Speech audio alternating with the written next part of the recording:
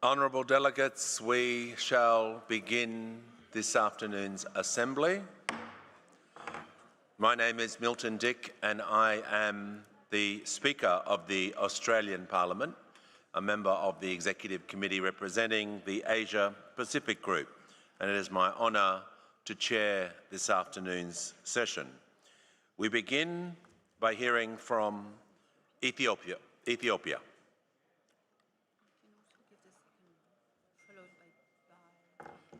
Followed by San Marino.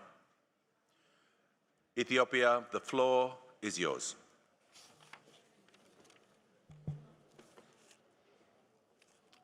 Mr. President, honourable members of Parliament, distinguished delegates, I would like to begin by expressing my sincere gratitude to the IPU for convening this important assembly under the theme of upholding humanitarian norms and supporting humanitarian action in the times of crisis.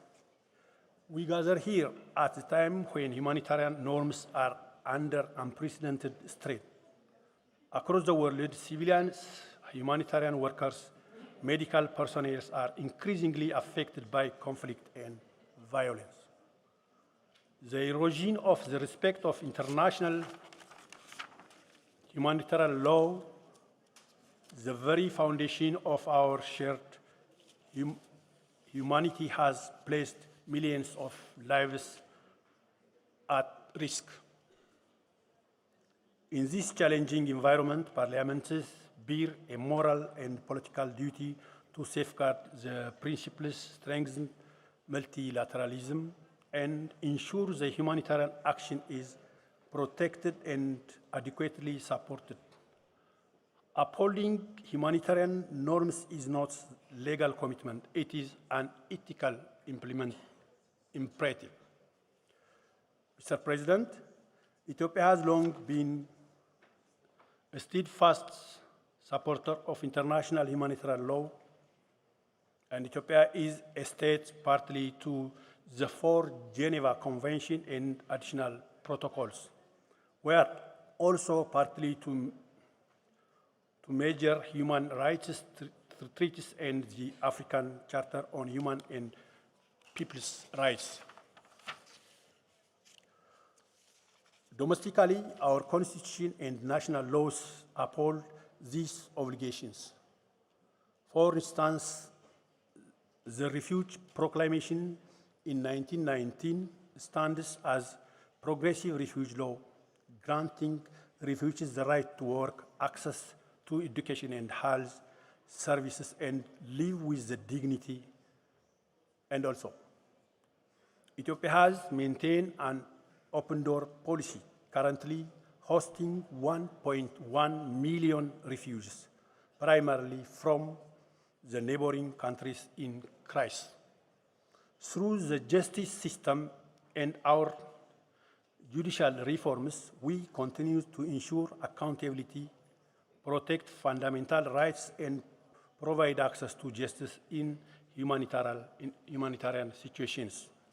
In addition, in recent development, Ethiopia, as a co-chair of the International Humanitarian Law and Peace work stream under the ICRC Global Initiative launched in September 2024, is playing a key leadership role in ongoing efforts to translate humanitarian principles into practical actions. We are working actively to create tangible outcomes that bring these principles from the paper to the ground, ensuring the humanitarian norms guide not only policy but also practice. Beyond legal commitments, Ethiopia has taken concrete action to strengthen humanitarian system and resilience. Our government has launched a national digital identification program that includes refugees, ensuring they can access service and participate in the economy. With the support of international partners, Ethiopia extends social protection, health insurance, and livelihood opportunities to refugees, demonstrating a model inclusive humanitarian response. These efforts reflect our conviction that humanitarian action must be integrated with development and peace efforts guided by the national ownership and international solidarity. Mr. President, honorable members of the Parliament, in times of crisis, we parliamentarians are uniquely positioned to uphold humanitarian norms by enacting and monitoring legislation aligned with international humanitarian law, ensuring budgetary allocation for humanitarian responses and refuge protection, even amidst economic constraints, exercising oversight to ensure transparency and accountability in aid delivery, and using parliamentary diplomacy to foster dialogue, prevent conflict, and strengthen multilateral cooperation. To conclude, Ethiopia's experience demonstrates that upholding humanitarian norms actions are not separate tasks, but mutually reinforcing duties through national legislation, regional cooperation, and multilateral engagement. We can build societies that protect life, dignity, and peace, even in the most difficult times. Let us reaffirm our collective commitment to protect civilians, respect international humanitarian law, and ensure that humanitarian action remains impartial, neutral, and guided by compassion. Our shared humanity must always transcend our differences. I really thank you very much. Thank you, Ethiopia. We shall now hear from San Marino, followed by Belarus. San Marino, you have the floor.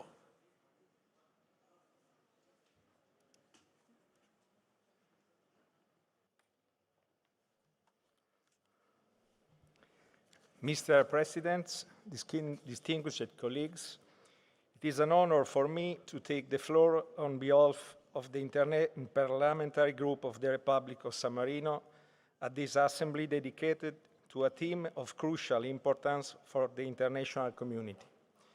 Our time is marked by incredible levels of violence and instability. More than 120 armed conflicts are currently ongoing worldwide. Millions of people have been forced to flee their homes, and hundreds of millions lives in conditions of humanitarian emergency. In this context, respect for international humanitarian law, the cornerstone of the Geneva Convention, represents not only a legal obligation, but also a moral and a civil imperative.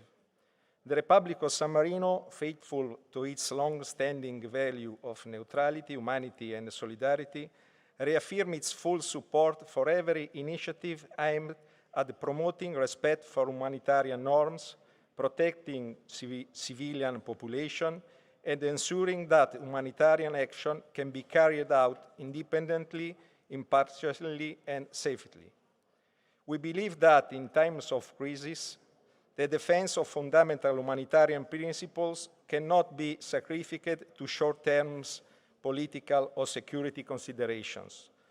On the contrary, it is precisely in times of crisis that respect for human dignity becomes the true measure of our civilization and of the credibility of the international institutions. In a multilateral system that nowadays is under strain due to geopolitical division and a worrying decline in trust, the role of Parliament is essential. Parliaments are the people's voice. They are guardians of democratic values and serve as a bridge between local communities and the international political sphere. As parliamentarians, we can and we must translate the principle of international humanitarian law in national legislation and ensure adequate resources for cooperation and humanitarian aid, So as we have to promote informed public debates, to counter disinformation and reaffirm the centrality of the human beings. San Marino, though it is small in size, has always believed in the strength of multilateralism and parliamentary diplomacy as tools for peace and cooperation. We will continue to support, both in international fora and in our national framework, policies that place at their core the protection of life, dignity, and human rights, without distinction. In this spirit, our delegation strongly supports the initiative launched by the International Committee of the Red Cross and the United Nations to renew respect for humanitarian norms, strengthen their action, and provide concrete support to humanitarian workers who risk their lives every day to save others. Mr. President, colleagues, the crisis that our world is facing today, from armed conflicts to climate disaster, from health emergencies to food insecurity, both demand a collective commitment based on solidarity, cooperation, and shared responsibility. The Republic of San Marino reaffirms its readiness to cooperate with other parliaments and with international organizations to promote a culture of peace and humanity, ensuring that no person is left behind. Thank you.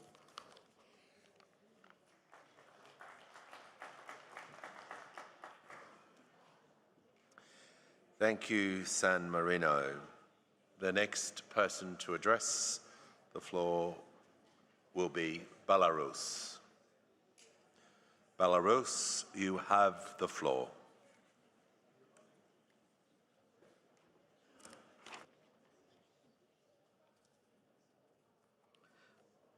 Mr. President, ladies and gentlemen, the topic proposed for consideration at today's Assembly is of particular importance.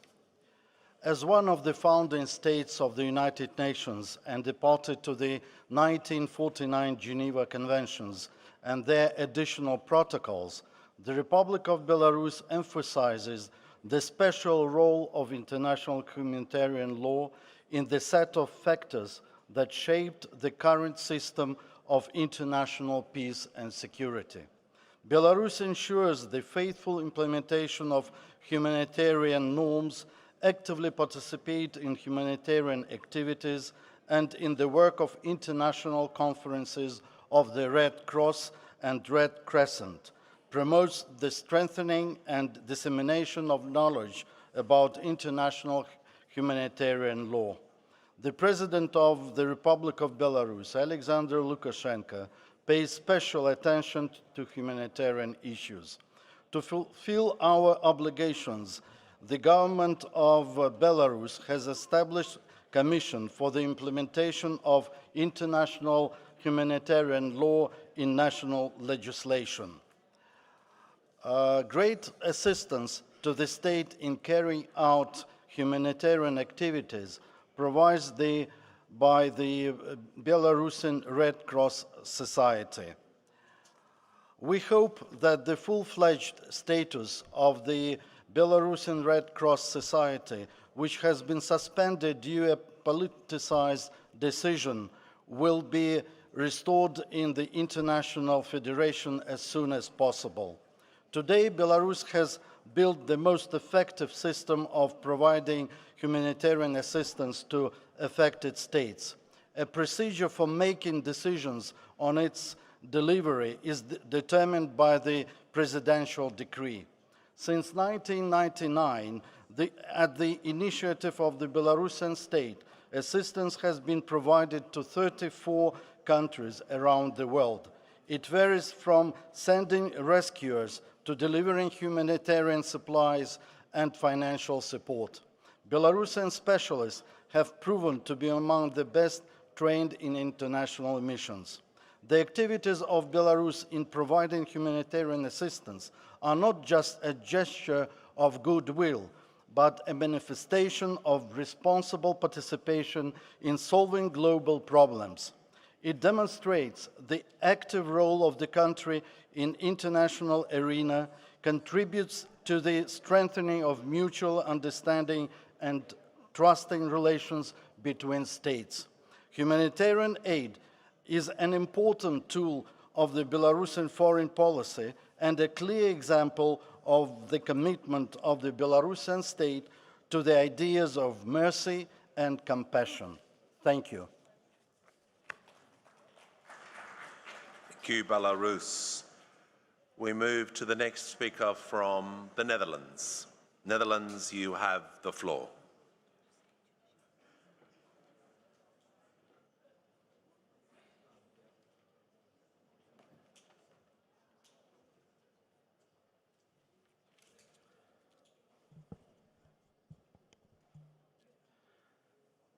Mr. President, dear colleagues, on behalf of the Netherlands delegation, it's an honor to address you at this General Assembly. We meet under a theme that speaks to the heart of our shared humanity, upholding humanitarian norms and supporting humanitarian action in times of crisis. Humanitarian values are not merely policies. They define who we are in moments of greatest fragility. Even in war, disaster, or despair, they must remain a line we do not cross, the line of human dignity. Today, technology reshapes how we respond to these crises. Artificial intelligence can guide relief, predict disasters, and reunite families torn apart by conflict. It can make our compassion more effective. But without ethics and oversight, it can deepen suffering, spreading disinformation, enabling repression, and blurring the line between human and machine. At the same time, the line between truth and falsehood, fact and deception, grows ever more diffuse. Increasingly, we see AI being used by state actors to influence and undermine democratic elections, eroding trust in institutions, and weakening the very foundations of the rule of law.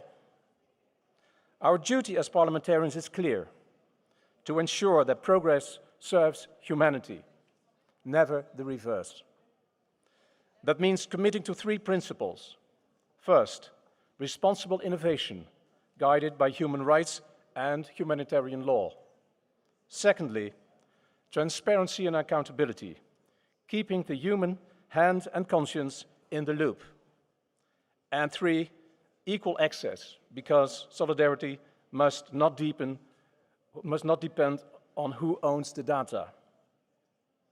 At the heart of humanitarian action lies empathy. Every life counts, every person matters. AI can support this mission, but it can never replace the moral courage it demands. Colleagues, let us not ask what technology can do for us, but what we can do together to ensure innovation strengthens the value that unites us. Let us build a future where human dignity and digital progress walk hand in hand, not in conflict, but in harmony. The Netherlands stands ready to work with all of you, guided by conscience, compassion, and our shared humanity. Thank you.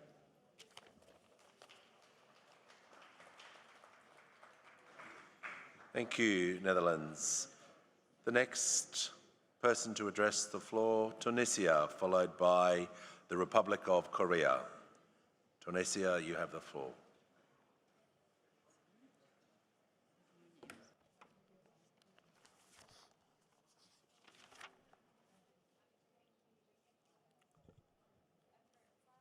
Bismillah ar-Rahman ar-Rahim. In the name of God, the most merciful. Mr. President, honorable speakers of parliament, distinguished colleagues, ladies and gentlemen. It is a great honor for us to be with you, a part of this session, and on behalf of Mr. Ibrahim Bouderbala, President of the Assembly of People's Representative, we are happy to extend our sincere expressions of gratitude and appreciation to all those responsible for organizing the activities of the IPU. Ladies and gentlemen, Our general debate on the theme ensuring respect for humanitarian standards and supporting humanitarian action in times of crisis is of utmost importance, particularly in light of the violence and armed conflicts that have escalated in various parts of the world.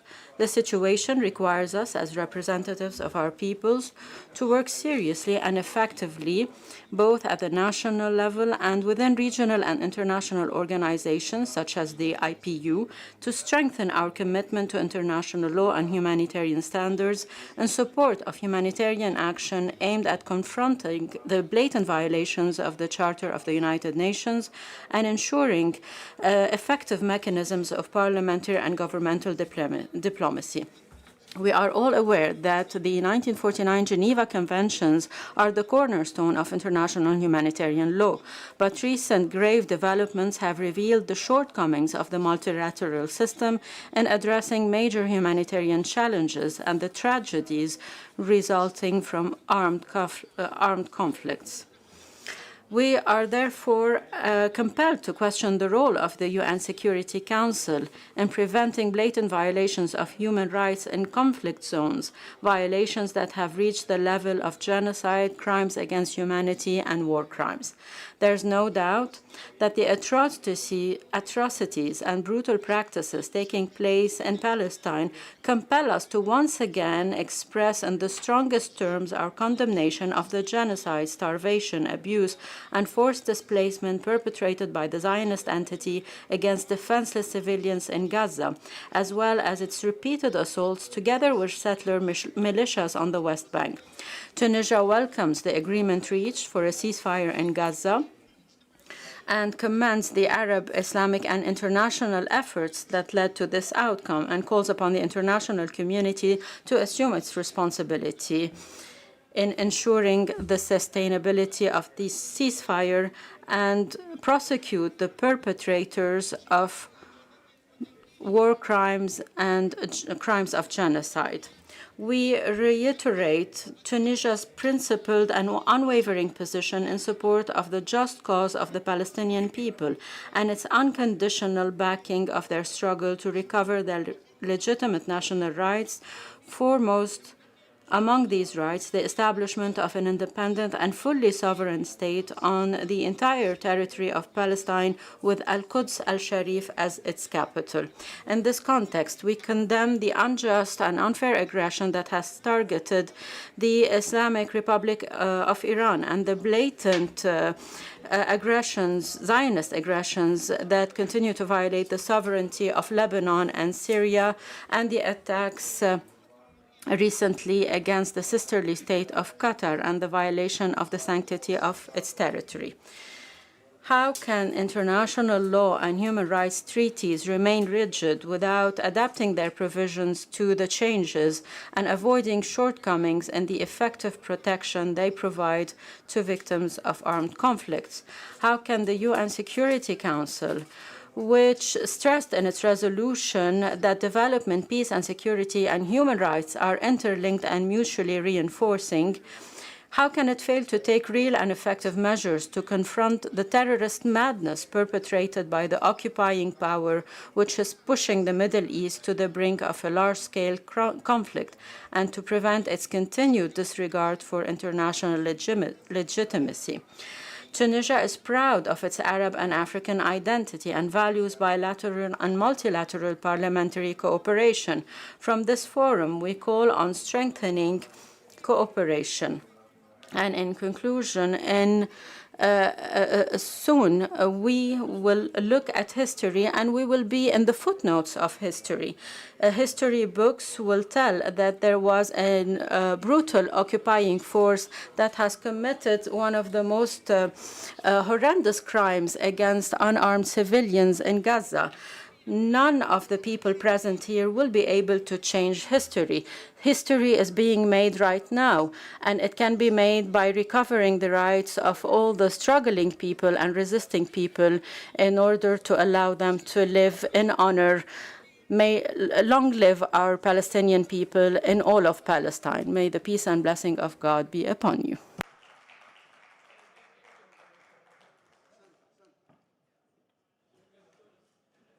The next speaker will be the Republic of Korea, followed by Costa Rica. The Republic of Korea, you have the floor.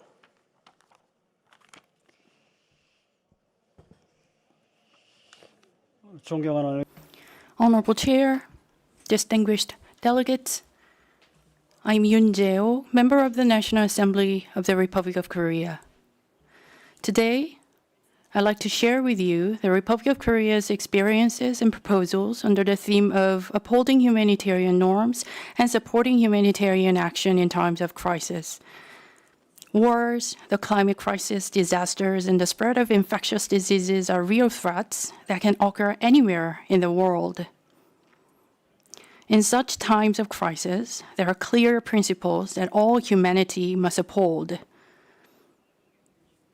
To respect international humanitarian law and humanitarian norms, and to guarantee humanitarian action. First of all, we should take a multilateral approach to strengthen respect for and implementation of international humanitarian law. Parliaments have important responsibilities in this regard as the authorities that approve government plans for humanitarian assistance and international cooperation, as well as to establish the necessary legal frameworks for these efforts. In this context, the National Assembly of the Republic of Korea enacted the Act on Overseas Emergency Relief in 2007 to institutionalize the national humanitarian assistance system. Building on this foundation, the Korean government introduced a revised humanitarian assistance strategy and comprehensive implementation plan for international development cooperation. These initiatives aim to deliver humanitarian assistance in crisis-affected regions, making tangible contributions to alleviating the suffering of local communities. They also ensure swift responses to emergencies caused by natural disasters or armed conflict, facilitating the rapid recovery of affected areas. Taken together, these efforts represent significant progress in placing core humanitarian principles, humanity, impartiality, neutrality, and independence on a firm legal footing. Next, we are witnessing multilateralism being challenged by political divisions and economic pressures. However, it is precisely in times of crisis that humanitarian action must be guaranteed through national commitment and international solidarity. Even amidst economic and diplomatic constraints, the Korean government has continued to provide emergency relief and humanitarian assistance in conflict-affected regions such as Ukraine, Sudan, and the Gaza Strip. The Ministry of Foreign Affairs and the Korea International Cooperation Agency are actively implementing multilateral humanitarian projects, including refugee protection and food assistance, in close cooperation with international organizations such as UN High Commissioner for Refugees and World Food Programme. This reflects the country's strong commitment to placing human life and dignity above political interests. Lastly, strengthening the humanitarian agenda requires an inclusive and multi-sectoral approach. Governments, parliaments, international organizations, civil society, and businesses must join forces. The Republic of Korea, through public-private partnership programs for humanitarian assistance, collaborates with domestic NGOs to carry out projects including emergency relief, early recovery, disaster risk reduction, support for refugees and internally displaced persons, and responses to gender-based violence in conflict situations. This solidarity across all sectors of society is key to making tangible progress on the humanitarian agenda. Honorable delegates, upholding humanitarian norms in times of crisis is not an option but an obligation. It is our shared responsibility to take action to make this a reality. The Republic of Korea will continue to make meaningful contributions to enhancing respect for international humanitarian law and strengthening humanitarian action through legislative efforts, policy development, and cooperation. Thank you for your attention. Thank you, the Republic of Korea. We shall now hear the Assembly from Costa Rica, followed by the Philippines.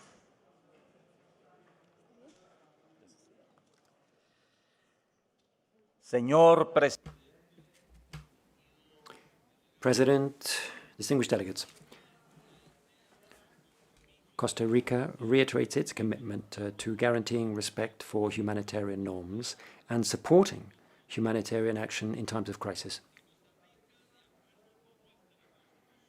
In accordance with our political constitution, in Costa Rica, it's up to the President of the Republic and the Minister of Foreign Affairs to decide upon the country's foreign policy.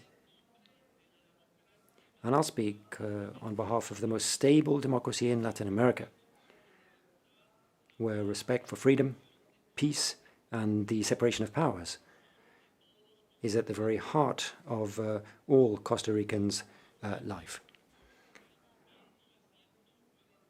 In 1948, we abandoned our armed forces. We then held free and stable elections ever since. And in this context, given the escalation of prolonged armed conflicts all over the world, high rates of violence perpetrated by state and non-state actors, our Ministry of Foreign Affairs has called numerous times upon international and domestic bodies not to fall into the use of force, because states are expected to guarantee humanitarian norms and support humanitarian action in times of crisis. With its moral authority as a country of peace, Costa Rica has called upon the international community at the UN General Assembly in September to stand firm in upholding international humanitarian law. We have continued to stress that only through dialogue and respect for international law, building bridges in an attempt to find consensus, will we overcome difficult challenges. And Costa Rica has shown that even small nations like our own, if we show leadership, integrity, and vision, we can rise to global challenges and influence other states in maintaining hope in overcoming difficult global challenges. Costa Rica reiterates its commitment to humanitarian action in times of crisis. And our Parliament has frequently shown through legislative agreements the firm position of respecting human rights all over the world. We stress that humanitarian relief must be delivered all over the world wherever it is necessary. And those efforts must be made within the capacities of countries and partners. Delivering humanitarian assistance isn't just a human imperative, but an ethical and moral duty. And Costa Rica stands firm. We want to promote pacifism as an example for the world. And we work tirelessly to try to achieve peace, disarmament, understanding, and respect for human rights. That's the only way of preserving human dignity and avoiding the very serious consequences of armed conflict. Our authorities fully support multilateralism as it is coming under global threat. And within the country, through our International Humanitarian Law Committee, which was set up in 2024, Costa Rica constantly works to integrate international standards into its domestic legal system, promoting education, training, and dissemination of international humanitarian law. Finally, it's our duty, and indeed the duty of the IPU, as an organization with a broad participation, to keep alive the flame of dialogue, seeking consensus, promoting humanitarian financing, and updating basic humanitarian norms, giving precedence to respect for dignity and human rights. Thank you.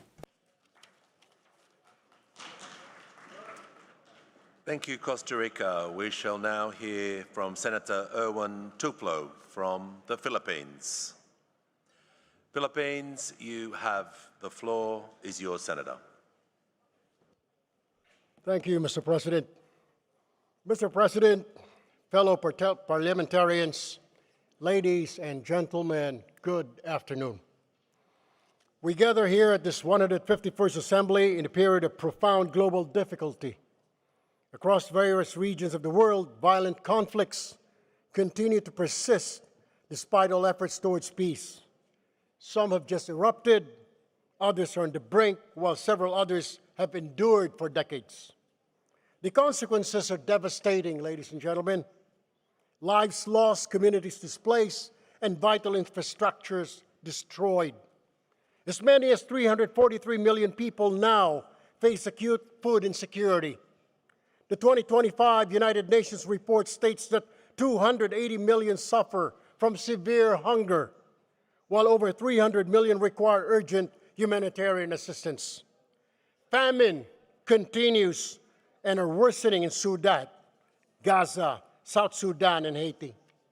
By mid-2024, more than 123 million people were forcibly displaced as wars and illegal occupations ravaged their homes and livelihoods, often in blatant violation of international humanitarian law.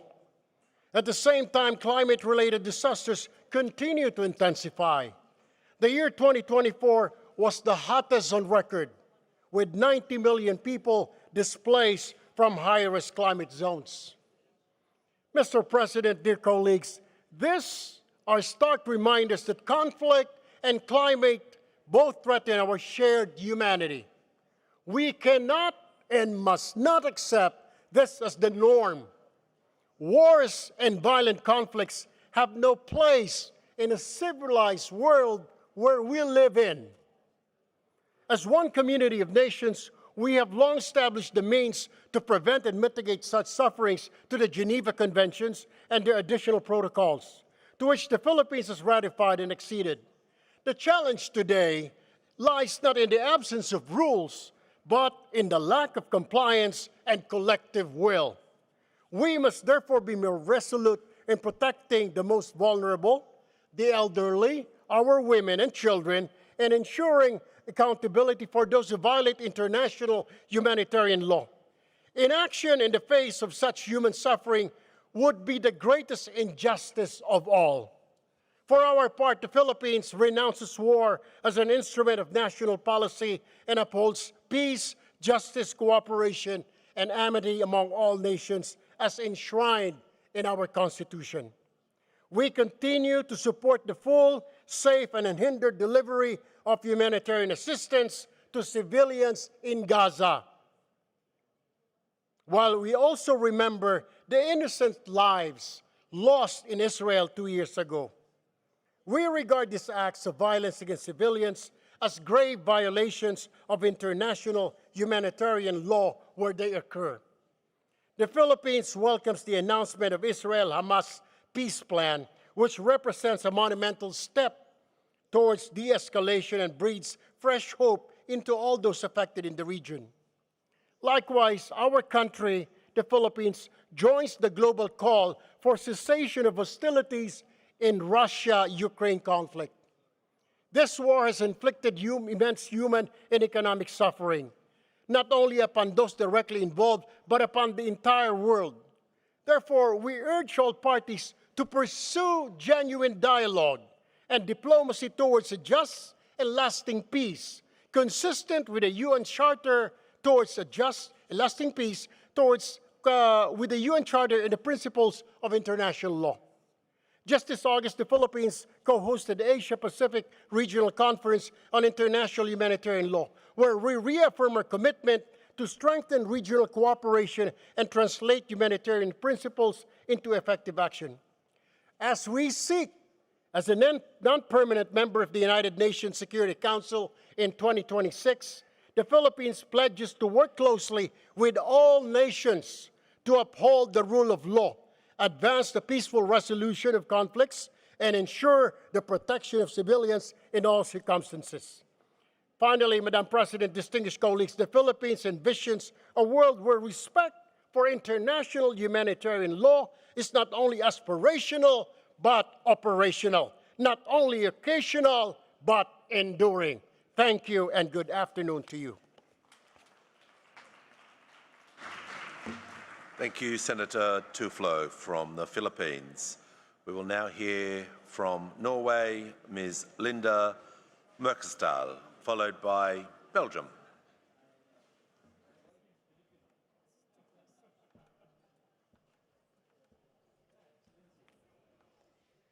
Mr. President, ladies and gentlemen, fellow members of Parliament. Today I want to speak about the principle that lies at the heart of Norwegian foreign policy and humanitarian engagement. The unwavering commitment to uphold international humanitarian norms and supporting humanitarian action in times of crisis. We are living in a moment where the international humanitarian law designed to protect civilians and ensure dignity in war is under attack. In multiple conflict contexts, we see blatant disregards for these norms. Hospitals are being bombed, aid convoys are blocked, and humanitarian workers are targeted. This is not just a legal failure, it's a moral one. Norway has made a priority to defend international humanitarian law and promote complicates. This is not a passive commitment. It's an active, deliberate, and principled. We support organizations that provide life-saving assistance in some of the world's most challenging environments: Ukraine, Sudan, Palestine. These are places where civilian faces unimaginable hardship and where humanitarian access is often obstructed. We stand by our partners when they are unfairly accused. When many donors suspend funding to UNRWA and other UN agencies in Gaza, Norway continues to support and defeat the work. Because we believe that the principled humanitarian action must not be politicized.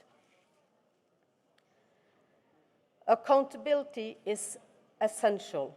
Norway was among the 40 countries that referred to the situation in Ukraine to the International Crime Court. And we took the initiative to ask the UN General Assembly to request an advisor opinion from the International Court of Justice in whether Israel violated international law by preventing humanitarian assistance to Palestine under the occupation. These are not symbolic gestures. They are a step forward to justice. We support the ECRSC initiative to galvanize political commitment to the international humanitarian law, and most recently, we endorsed Australia's Declaration for the Protection of Humanitarian Personnel, because those who risk their lives to help others must be protected. In times of crisis, humanitarian principles must not be compromised. They must be defended by governments, by civil society, and by each and every one of us. Norway will continue to champion the international humanitarian law, standing with those who uphold it and speak out when it's violated. Because in the end, our humanity is measured not by how we act in times of peace, but how we respond in times of crisis. Thank you.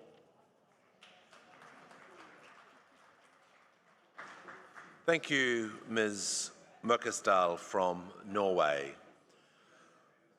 Assembly will now hear from Mr. Andries Griffoy from Belgium. Belgium, you have the floor. Thank you. Dear Chair, dear colleagues, the numbers are real. In 2025, over 300 million people are in need of urgent humanitarian aid due to escalating crisis. A sharp increase if you compare with 2019. Humanitarian needs today are not only driven by wars and conflicts, but also by climate disasters, health crisis, and forced displacement.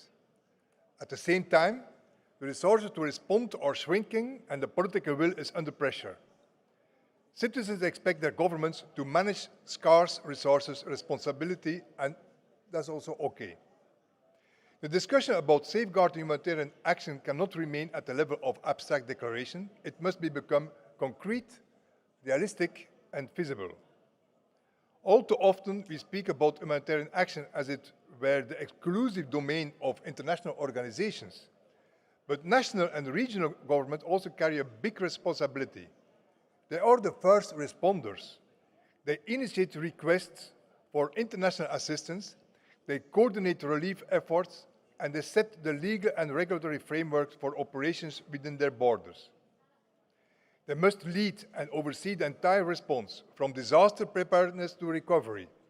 Governments are the closest to the citizens. They control the budgets, and they have the democratic mandate to decide on priorities. They also serve as crucial facilitators to work with local actors to provide assistance to ensure protection and to integrate external aid into existing national systems. Without this anchoring, humanitarian responses risk being fragmented or ineffective. We see that in Belgium also. Our country has a dedicated humanitarian budget within its development cooperation policy. We support emergency aid through our local organizations such as Red Cross, Caritas, Doctors Without Borders, and our emergency response team, BFAST. Humanitarian commitments must be rooted in what national and regional parliaments can realistically endorse and finance. And furthermore, humanitarian principles are universal, but resources are not unlimited. We need to be honest about this. This temptation is always to promise more than one can deliver, but that leads to disillusion and mistrust, both among our citizens at home and among partners abroad. And in Belgium, we know this reality all too well. Our parliaments debate every euro spent. When we release humanitarian funds, we have to explain clearly to our citizens why we are releasing them, how we will do it, and what impact we are expecting. This kind of transparency is essential. In my opinion, safeguarding humanitarian aid also means resisting the idea that more multilateralism is always the answer. Coordination is important, yes, but coordination without responsibility and finances is meaningless. Colleagues, we know that multilateral cooperation has its place. The Geneva Conventions remain the cornerstone of humanitarian law, but today the system is under strain. Geopolitical rivalries, mistrust, and bureaucracy too often slow down urgent action. And that's why many regions prefer to work through reliable partners on the ground, which they know. When humanitarian projects are funded, it is important to demand traceability and results. Subsidiarity, acts where you are closest to the citizens and cooperate only where added value is proven, makes aid credible. So what can we do? From a parliamentary perspective, I see the three concrete tasks. First is realism. Parliaments must hold governments accountable for their commitments. Second is targeting the most vulnerable. And third, protecting humanitarian space. Colleagues, the real strength of humanitarian action does not lie in grand declarations, but in practical, national and regional commitments which are feasible and funded, or for which there is accountability. International cooperation only has value when it's built on this foundation. The question is not whether we need multilateralism, but how to make it work. The answer lies in subsidiarity, strong, responsible action by national and regional governments, supported, not replaced by international frameworks. Thank you for your attention. Thank you, Mr. Greffoy. We will now hear from ECOWAS, followed by Rwanda.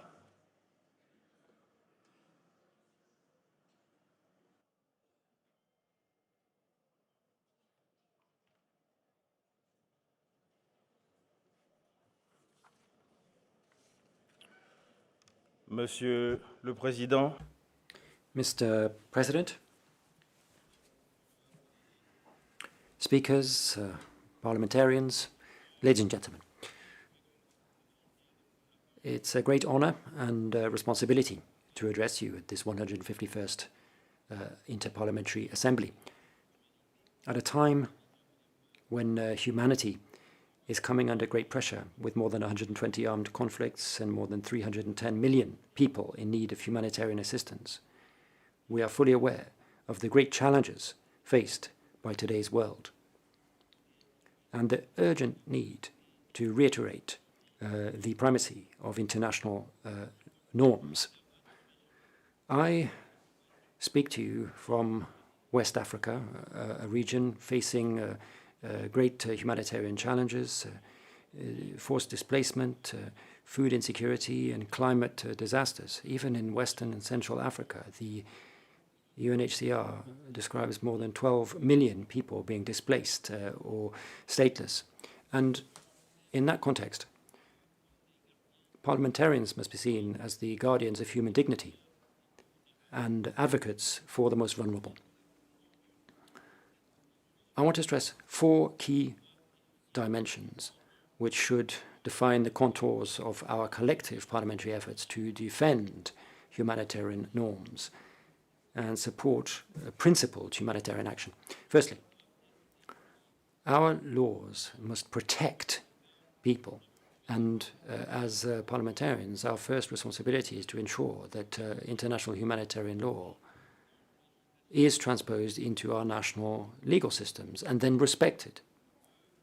ECOWAS makes constant efforts to harmonize law in that respect, because a crisis in one member state is a crisis in the whole community.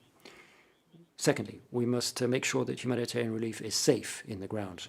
Humanitarian partners must be able to act in impartiality and independence, and too often, political contestation becomes a bureaucratic barrier, or irresponsible action makes it difficult for humanitarian workers to work. And we need to defend humanitarian financing as a moral duty and a strategic investment to guarantee stability. For the member states of ECOWAS, we have challenges exacerbated by budgetary constraints, but we're determined to put humanitarian issues at the very heart of our regional agenda. And we are advocates for more resources and a transparent use of humanitarian aid. Thirdly, we need to see a holistic and inclusive approach. Crises are multidimensional, and therefore responses must be too. Delivering humanitarian assistance and linking it to sustainable development, food security, and climate adaptation and gender equality is something we must do in order to address the issue of vulnerability. And finally, we need to strengthen regional solidarity and global responsibility. Crises go beyond borders, and ECOWAS stands ready to improve the situation through dialogue, but we need the sustainable support of the international community. I call upon IPU to ensure that humanitarian action mustn't be selective or politicized. We need to work together through parliamentary diplomacy, ethical leadership, for a world where humanitarian norms are respected and every individual is treated with dignity. Your Excellency, in Africa, we hear, and this is truer than ever, that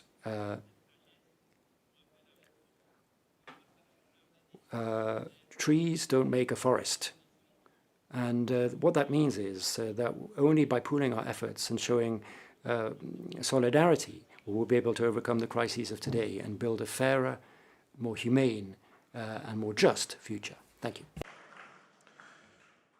We shall now hear from Senator Nira Hamibana, the Vice President of the Senate from Rwanda. Senator, the floor is yours, and we shall then hear from Chile.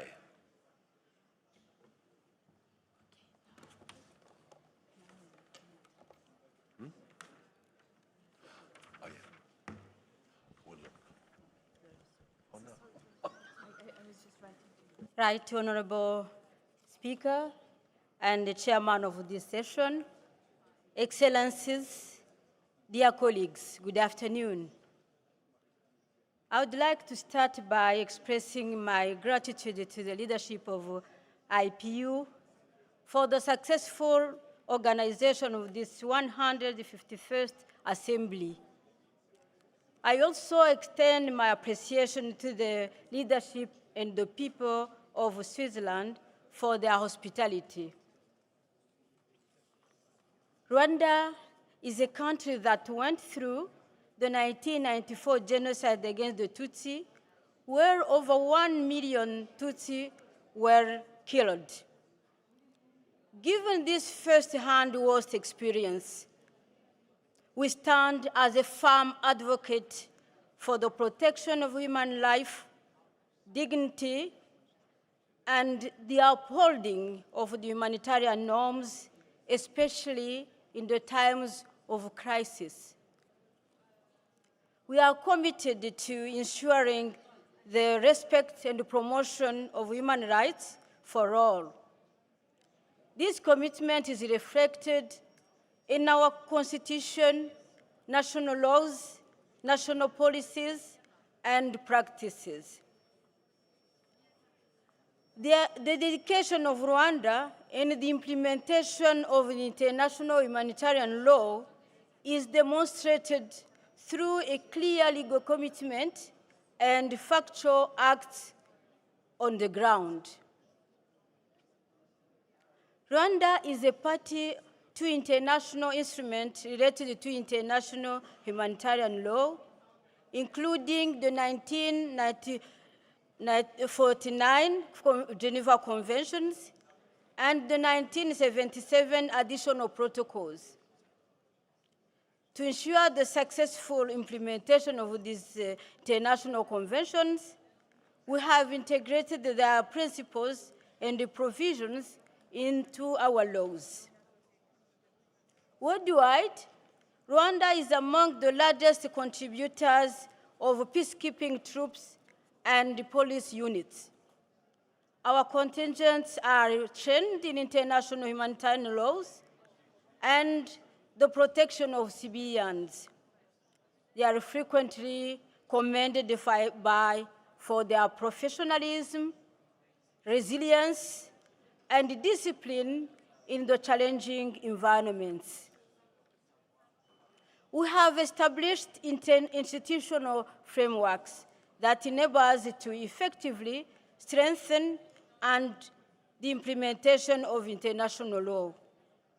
In this regard, we've set the National International Humanitarian Law Committee, comprised of key government institutions, namely the Ministries of Defense, Justice, Interior, Health, Emergency, and others. This committee ensures that the international humanitarian law obligations are fully integrated into national policies and practices. Of utmost significance, Rwanda has demonstrated its commitment to humanitarian value by hosting more than 120,000 refugees, mainly from the Great Lakes region of Africa. And they are having access to essential services. Excellencies, dear colleagues, many countries committed to the respect of international humanitarian law Unfortunately, the violation of fundamental rights, especially in time of crisis, continues to occur across the globe.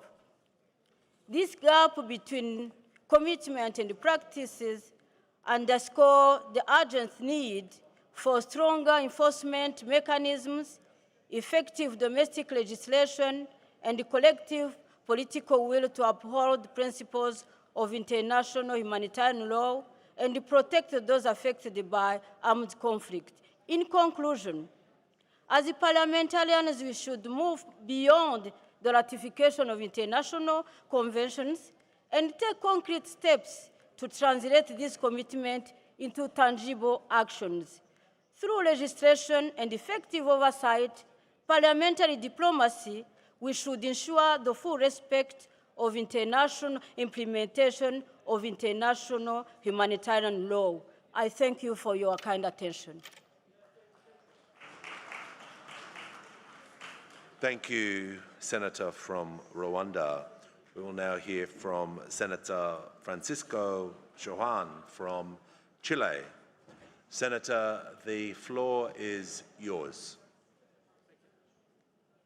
And then Lao. Señora President, distinguished colleagues, parliamentarians from around the world, the IPU is adopted as its theme has always defended IHL and promoted peace. The IPU has always been a place of meeting for dialogue, interaction, and parliamentary diplomacy. The IPU has always wanted to ensure that we could find ways of ensuring that human dignity is central to all activities. Over a century after we were founded, we need to ensure that we reassert our values. We have some 120 areas of conflict, including groups fighting in different territories. And this, of course, leads to destruction and displacement. Peace cannot be imposed. It has to be built with peace and with respect for international law and with the commitment of parliamentarians. And that is why the IPU was born. The idea was to ensure that parliamentarians would raise their voices when principles were being violated. We have as a basic principle the defense of human rights. We defend those who are in any way harassed or imprisoned or ill-treated in defense because they've defended democracy. However, we must bear in mind that the most serious violations occur when states disregard the resolutions of this Assembly or those of the United Nations and its Security Council.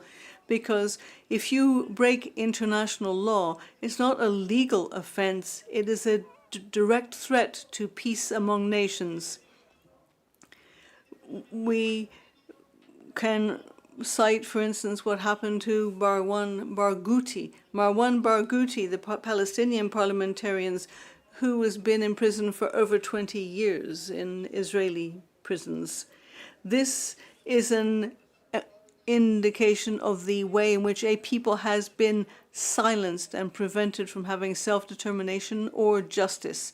That is why, from this rostrum, I would urge the IPU to start a worldwide campaign for the liberation of Marwan Barghouti, and this would be the embodiment of our defense of parliamentarians' rights and the defense of human rights. As the chair of the Committee on Human Rights of my parliament, and having recently been involved in the Foreign Affairs Committee, I would say how much we would urge that everything be done to defend human dignity. We cannot have double standards when it comes to human dignity. We must do everything, come what may, to uphold that dignity.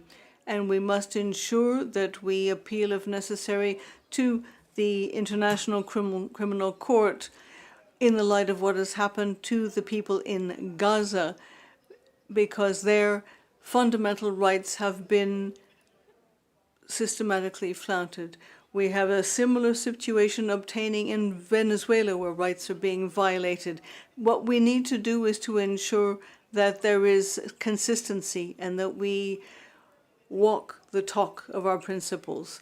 That is why I do think that we need to ensure that we continue to reiterate our commitment to the need for two states in Palestine that mutually recognize each other, and that will only happen once the inalienable rights of the Palestinian people are recognized, including their right to return and their right to live in a free, sovereign state. And in conclusion, colleagues, I would say that it is my hope that the IPU will fully recognize Palestine as a member of our parliamentary community. The time has come for all of us to agree that what we need to do is recognize Palestine. That would not be a symbolic gesture. It would be a specific, concrete way of building peace. And we need to ensure that everything needs to be done, including strengthening the United Nations and reforming the Security Council, all in the interest of protecting international peace and security. It is only when all peoples have a place that is their own that will be able to say that we have justified what this organization had in mind when it was set up over 100 years ago. We must bear in mind that when we think of our principles, what we have to do first and foremost is raise our voices for justice. Thank you. Thank you, Senator Shahan. We will now hear from Mr. Seniamat Monte from Lao People's Democratic Republic, followed by Switzerland.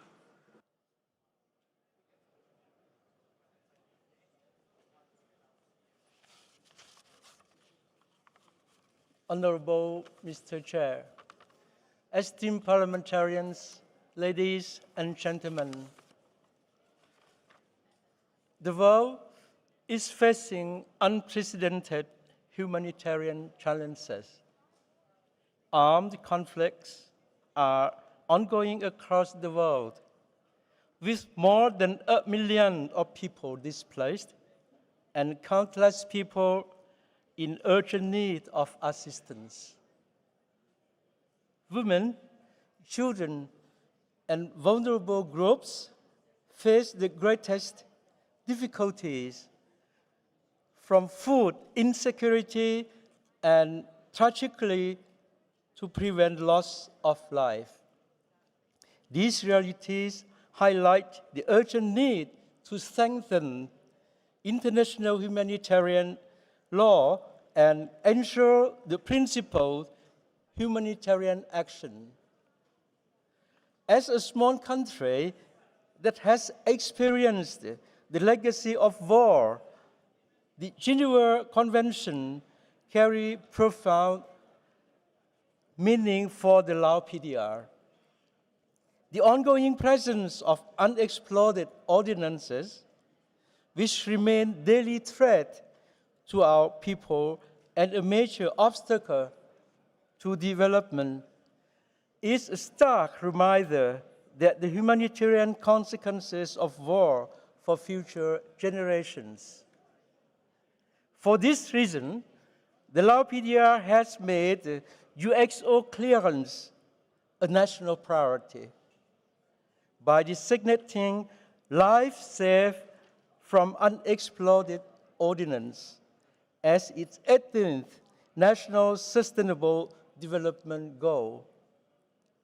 As this issue is cross-cutting in nature, progress on this goal is fundamental prerequisite for achieving broader sustainable peace and prosperity.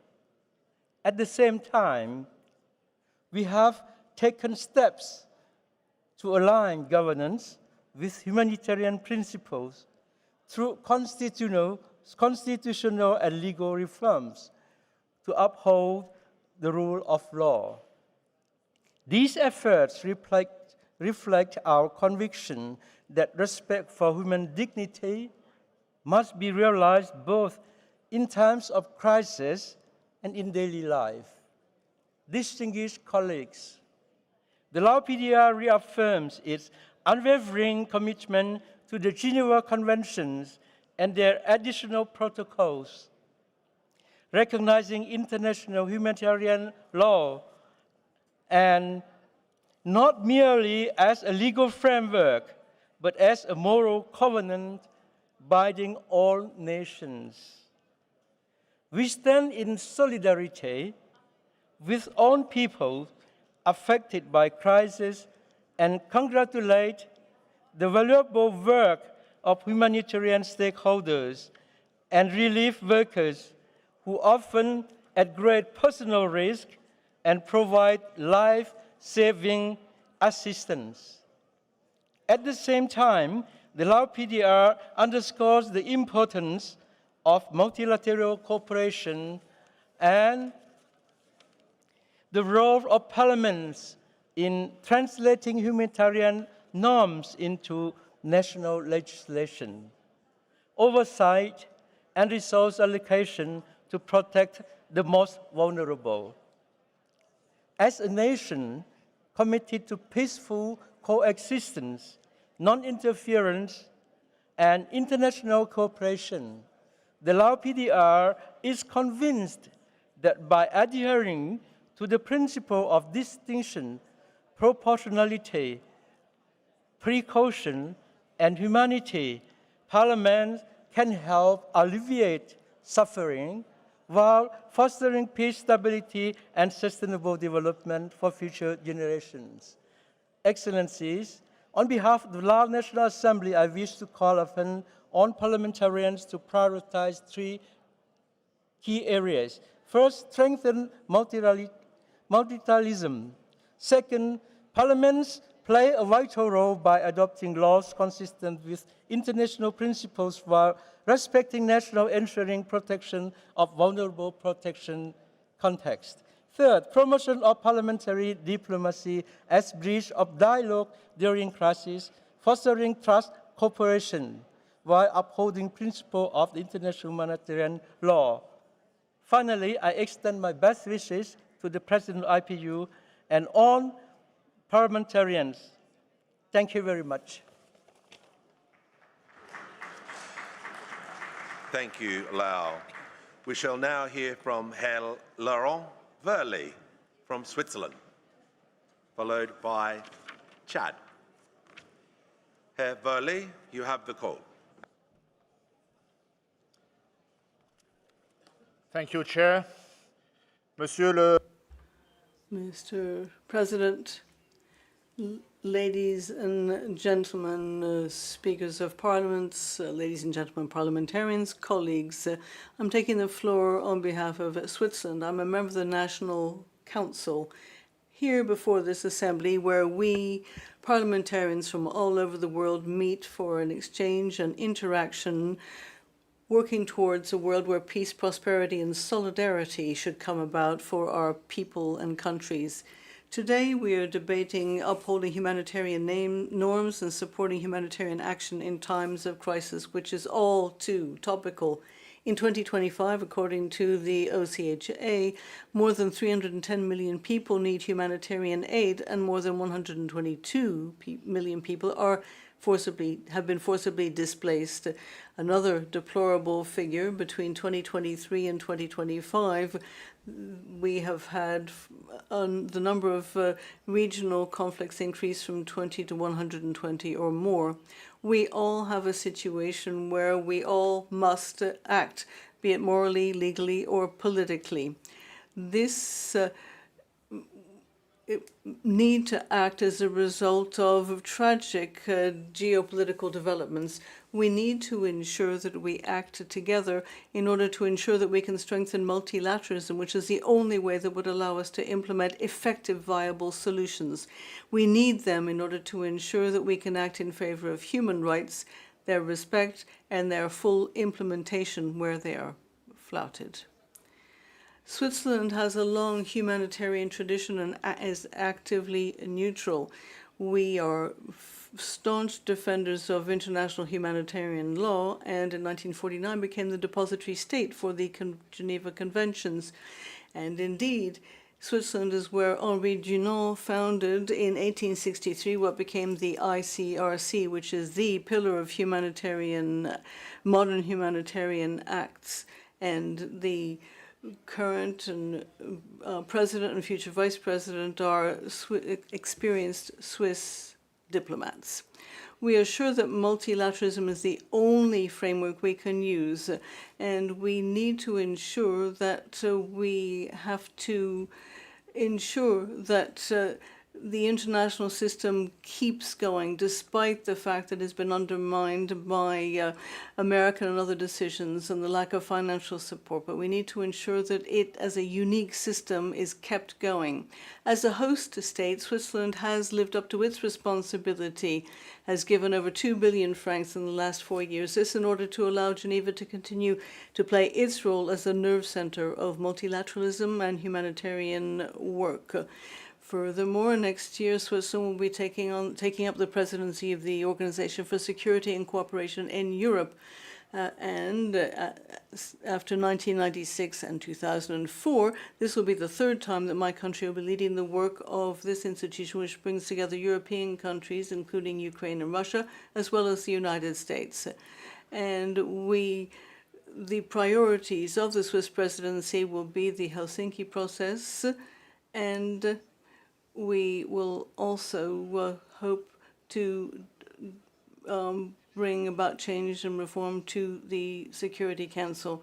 But we need to ensure that we act, and we have various areas where we can have some effect, because we do adopt laws, ratify international treaties, and agree budgets where we agree and try to ensure that work is done in order to support human rights in times of crisis.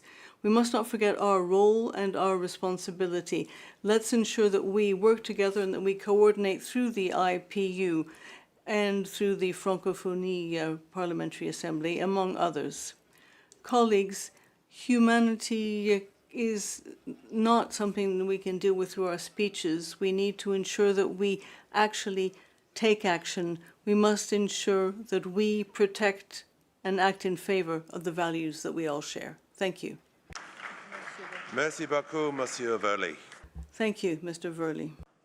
We will now hear from Mr. Lahinga Mahe from Chad, followed by Mexico. Dear colleagues, Chad has the floor.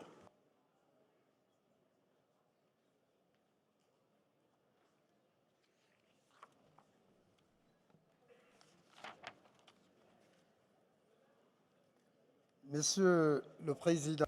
Mr. President, colleagues, I should like at the outset to apologize for your colleague, who is the Speaker of the Chad National Assembly and acting chair of the African Parliamentary Union. He hoped to participate in this assembly. However, other commitments meant that he was unable to travel to Geneva. However, he did ask me to transmit his most respectful greetings and give his heartfelt wishes for the full success of this meeting. Mr. President, it is a great pleasure for me to take the floor before this august assembly of the IPU. This is a renowned organization which is bringing together its members at this 151st assembly in order to consider the ways of the world, which are not without a difficulty. This is This 151st Assembly provides us with an ideal framework for our discussions. We are today debating those measures that parliamentarians can take in order to protect world multilateral values and see what can be done to ensure that more is done to ensure that IHL is respected. And we need to ensure that we uphold those humanitarian norms and support humanitarian action. This provides all parliamentarians with an opportunity to discuss key issues relating to IHL. This is a key consideration and provides us with an opportunity to discuss how to work towards a fairer world. We parliamentarians have a major responsibility. We reflect the legitimate hopes and aspirations of our people, people for whom our governments try to work insofar as their domestic means can afford it. Mr. President, ladies and gentlemen, IHL is a major concern in Chad. Thus, under the enlightened guidance of our head of state, we have taken appropriate measures in order to have thousands of refugees from many neighboring countries welcomed in Chad. We have done this in order to protect them and to guarantee their rights. In order to do that, we adopted a law covering the right to asylum in Chad. We've also adopted other laws in favor of these vulnerable people. I would cite in particular the law providing protection for displaced people in Chad. We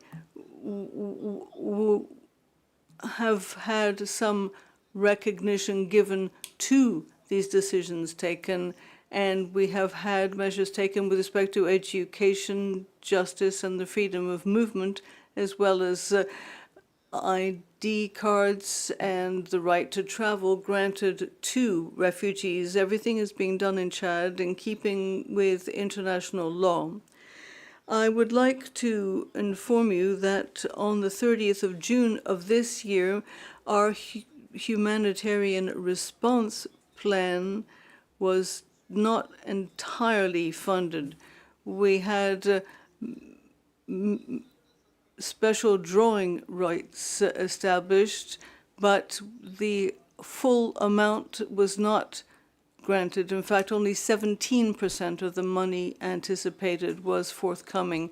This actually can only show that funders, the government, and national and international non-governmental organizations all bear some responsibility because they are responsible for coming to the aid of the needy. We need to provide humanitarian assistance, and we need to ensure that we give a helping hand to those who are the most vulnerable in the event of crises, disaster, or conflict. Mr. President, that gives you a sense of the Chad Parliament's assessment of the needs when it comes to improving the national framework for IHL-related issues. We are party to all international conventions on humanitarian law, and we hope to ensure better implementation of IHL and to provide better and better assistance. Thank you for your kind attention. Thank you. Dear colleagues, the next speaker will be Mr. Rendon Garcia from Mexico. Mr. Rendon Garcia, you have the floor. Followed by Iceland.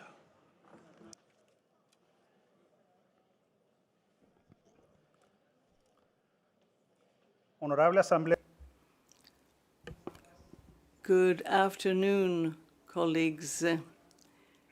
I am a representative of Mexico.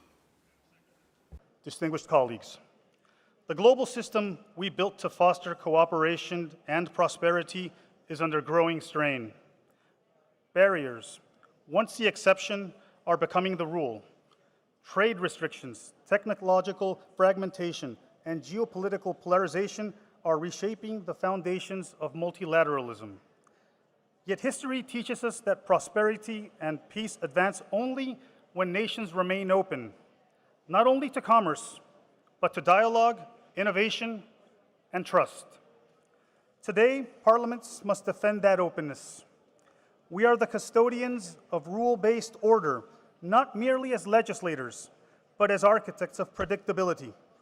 Without predictable trade, there can be no sustainable development. Without cooperation, there can be no climate progress. In recent years, we have witnessed a worrying return to protectionism disguised as prudence. While legitimate concerns exist about security, competitiveness, and industrial policy, the collective consequence of unilateral barriers is clear: higher prices, slower growth, and deeper inequality. Every wall built against trade is eventually felt as a wall built against opportunity. Mexico believes that open markets, combined with fair regulation and environmental responsibility, remain the most powerful engines of shared prosperity. Nearshoring, innovation, and energy transition offer new pathways for cooperation, but only if we resist the temptation to weaponize interdependence. As parliamentarians, our task is not only to legislate, but to rebuild trust between nations. The Inter-parliamentary Union was founded to bridge differences, to remind us that dialogue is stronger than division. Let us ensure that this century is not defined by the rise of new barriers, but by the courage to dismantle them. In the words of Nelson Mandela, may our choices reflect our hopes, not our fears. Many thanks, and have a great afternoon. Godspeed. Thank you, Mr. Rendon Garcia from Mexico. We shall now hear from Ms. Magnusdotter from Iceland. Iceland, you have the floor, followed by Portugal.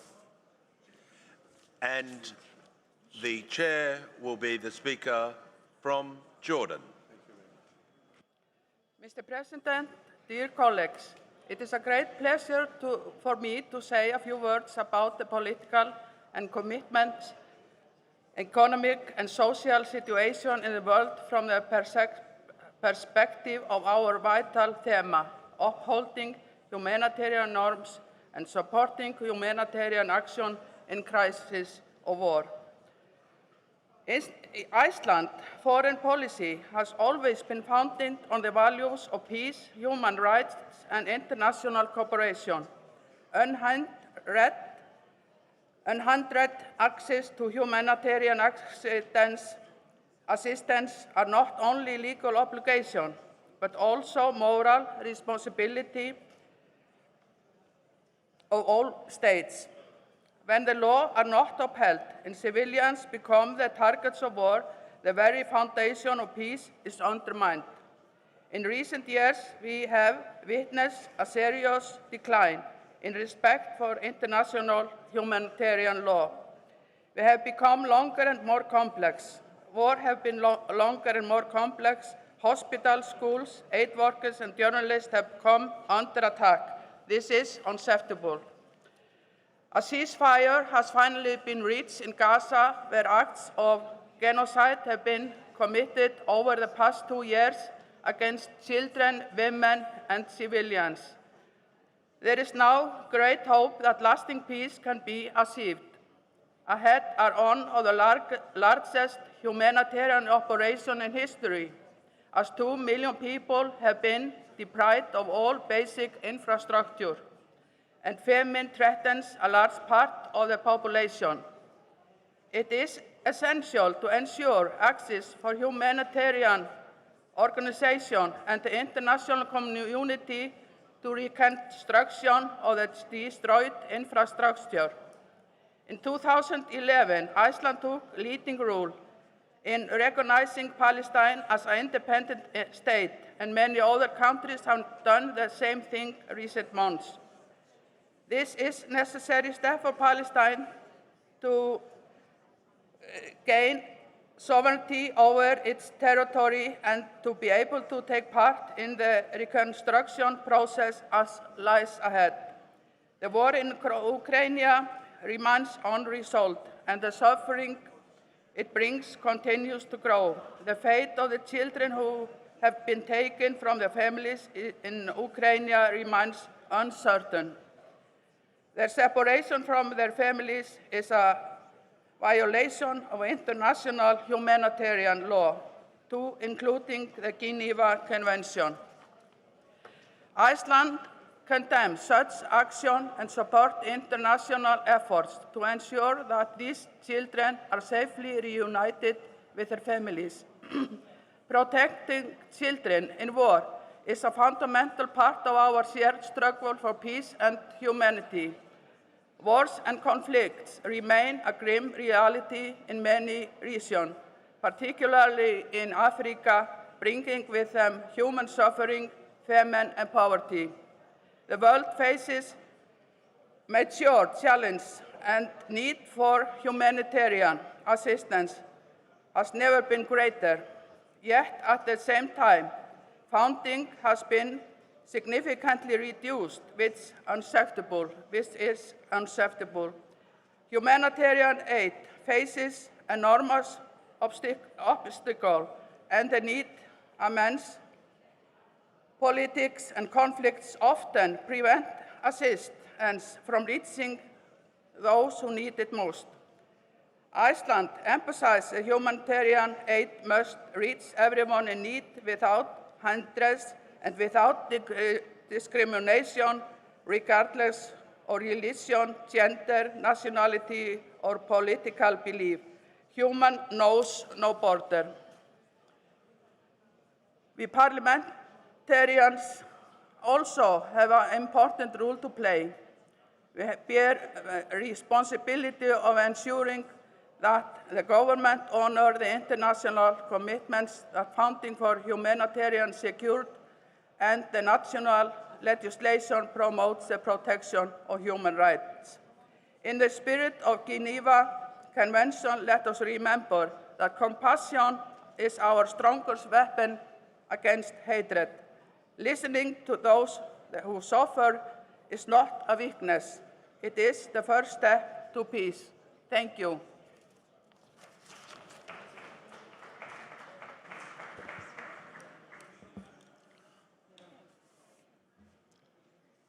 The next speaker now is from Portugal, Mrs. Tender, followed by Malaysia.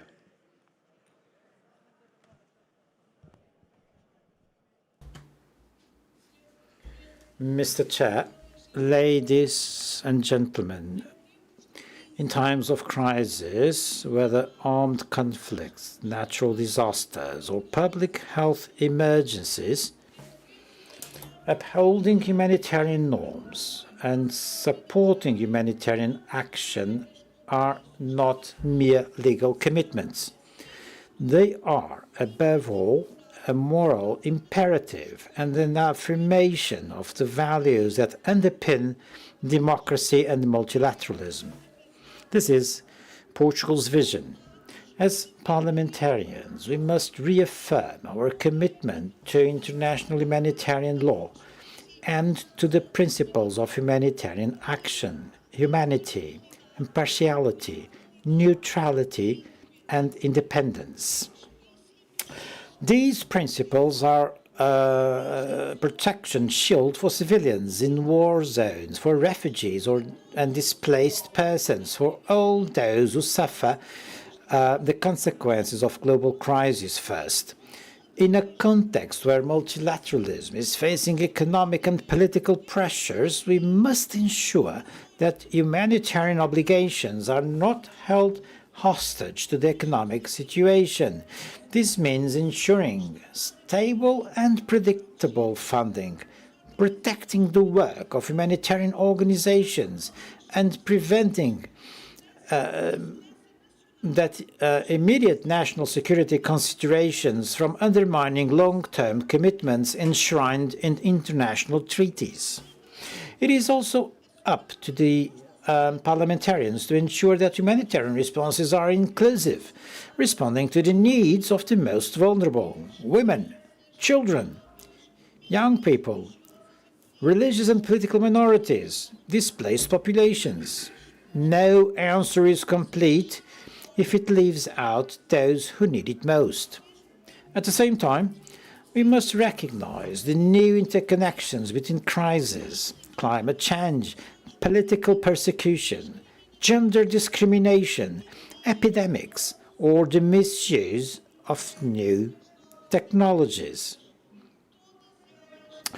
All of them amplify humanitarian challenges. Parliaments must have the courage to look at these interdependencies and legislate in a preventive and integrated manner. Parliamentarians, to defend humanitarian standards is to protect our own humanity. Supporting humanitarian action in times of crisis is affirming our commitment to human dignity, to multilateralism, and to peace. This is the commitment of Portugal. Thank you so much.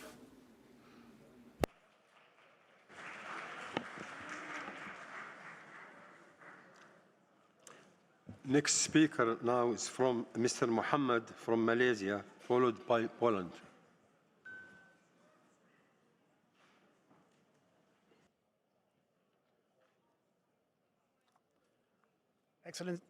Excellencies, distinguished delegates, ladies and gentlemen, it is both an honor and a solemn responsibility to address this assembly on a matter that transcends borders, politics, and ideologies. Humanitarian norms are not just legal frameworks. They are the embodiment of our shared humanity, guiding us to relieve suffering and ensure the safety of civilians and humanitarian workers above all else. As parliamentarians, we have an essential role in making sure humanitarian action remains principled, impartial, and effective. We are the conscience of our nations, and our task is to ensure that these ideals are the realities on the ground and not merely words on paper. Around the world, we face humanitarian challenges of unprecedented scale. For example, in Myanmar, more than 22 million people are in need of assistance, and over 3.5 million have been displaced. In Sudan, a quarter of the population has been forced to flee. Compounding this, the humanitarian community itself is under attack, where 385 humanitarian workers were killed across 20 countries in 2024. Malaysia recognizes the vital importance of humanitarian values when facing recurring domestic disasters such as monsoons, floods, landslides, earthquakes, and disease outbreaks. Our National Disaster Management Agency prioritizes close coordination between government and civil society to uphold humanitarian forms during these times. Furthermore, Malaysia has improved its laws to enhance disaster management and protect vulnerable groups, ensuring alignment with international standards. As the ASEAN chair, Malaysia has played an active role, convening a special emergency foreign ministers meeting in March 2025 to urge swift aid for Myanmar after the devastating earthquakes.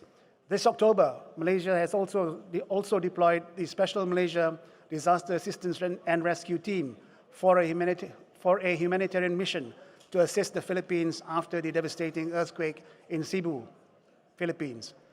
At home, Malaysia continues to host nearly 200,000 refugees, mainly from Myanmar, Pakistan, Yemen, Somalia, Afghanistan, and Syria, even though we are not a signatory to the 1951 Refugee Convention. We do it because it's the right thing to do.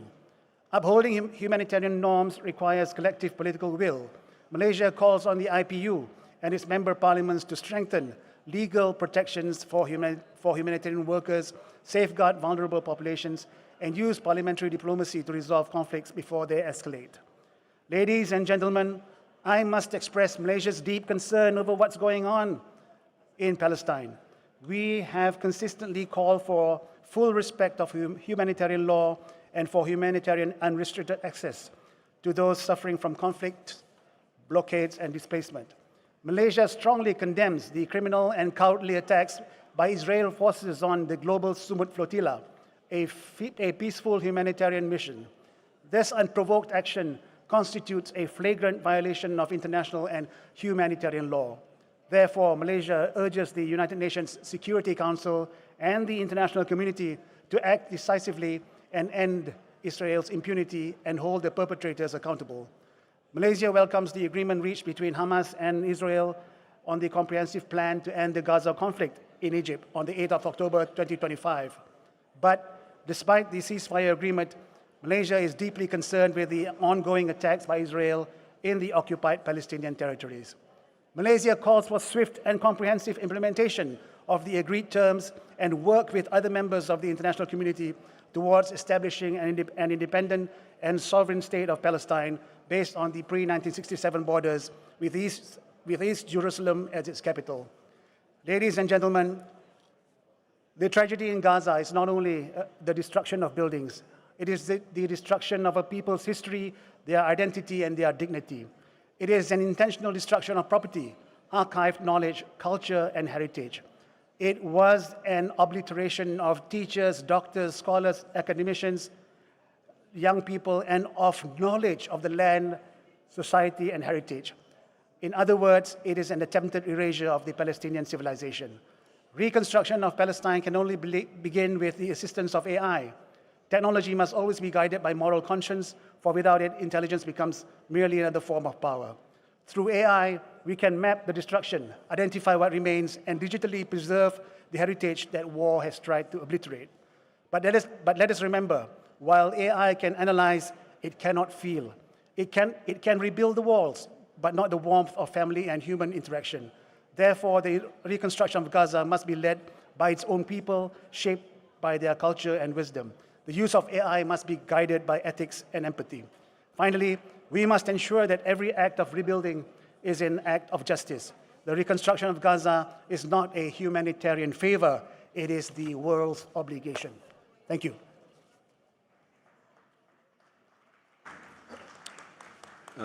Next speaker is Mrs. Oznanska-Deszinska from Poland, followed by Somalia. Mr. President, Madam Presidents, Excellencies, the liberal international system is under siege. Multilateralism is in retreat. We're witnessing the appeasement of tyrants and the unraveling of the post-World War II order built on the promise that borders will never again be redrawn by the use of force. The spirit that gave birth to the Geneva Conventions is being tested. Hospitals are bombed, aid workers targeted, children abducted. When the rules of war are no longer respected, what remains of civilization?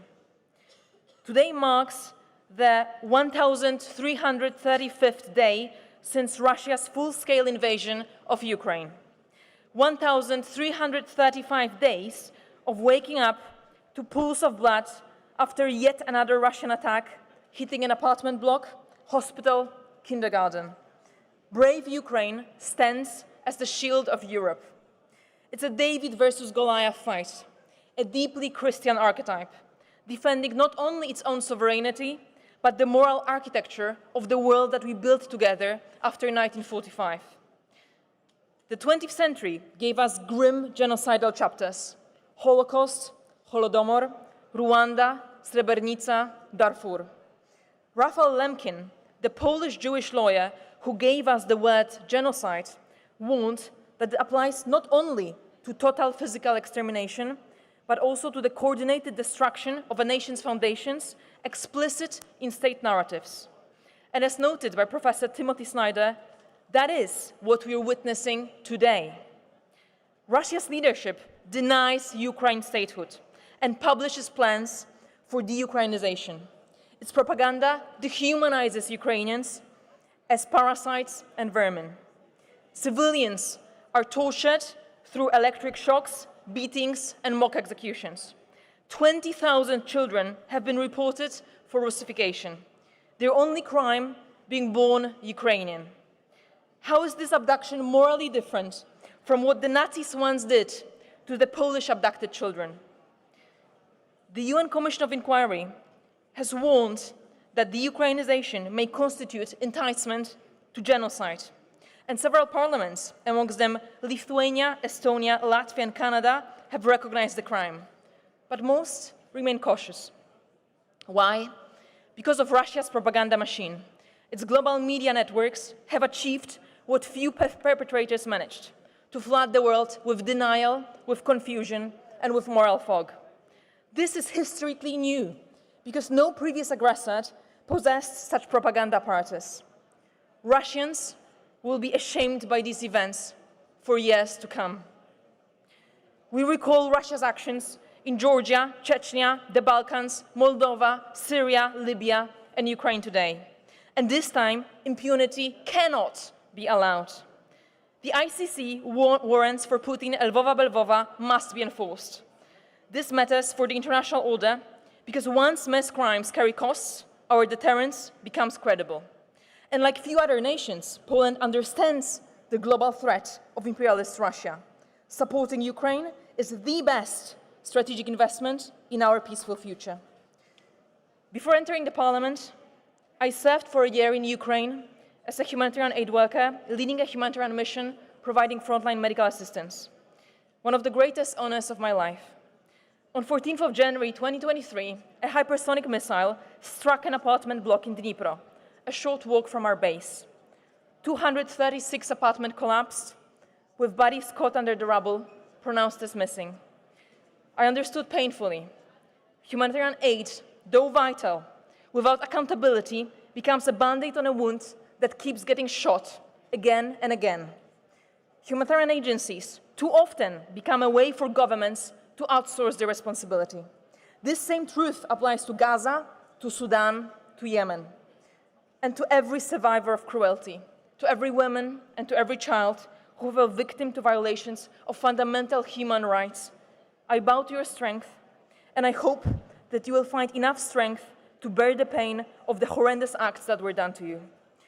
The responsibility lies also within us, parliamentarians. We have the mandate to be the voice of the people, the guardians of conscience. We must uphold the international humanitarian law, demand the accountability for every attack on civilians, hospitals, and aid convoys. And as historian Anne Applebaum warned, I want peace is not always a moral argument. When pacifism accepts conquest, cultural distraction, and the kidnapping of children, it becomes complicity and appeasement. Let us therefore be clear. Peace without justice is surrender. Humanitarian aid without accountability is abdication. The Geneva Conventions are the mirror of our humanity. So let us fight tirelessly and ceaselessly to uphold them. Thank you.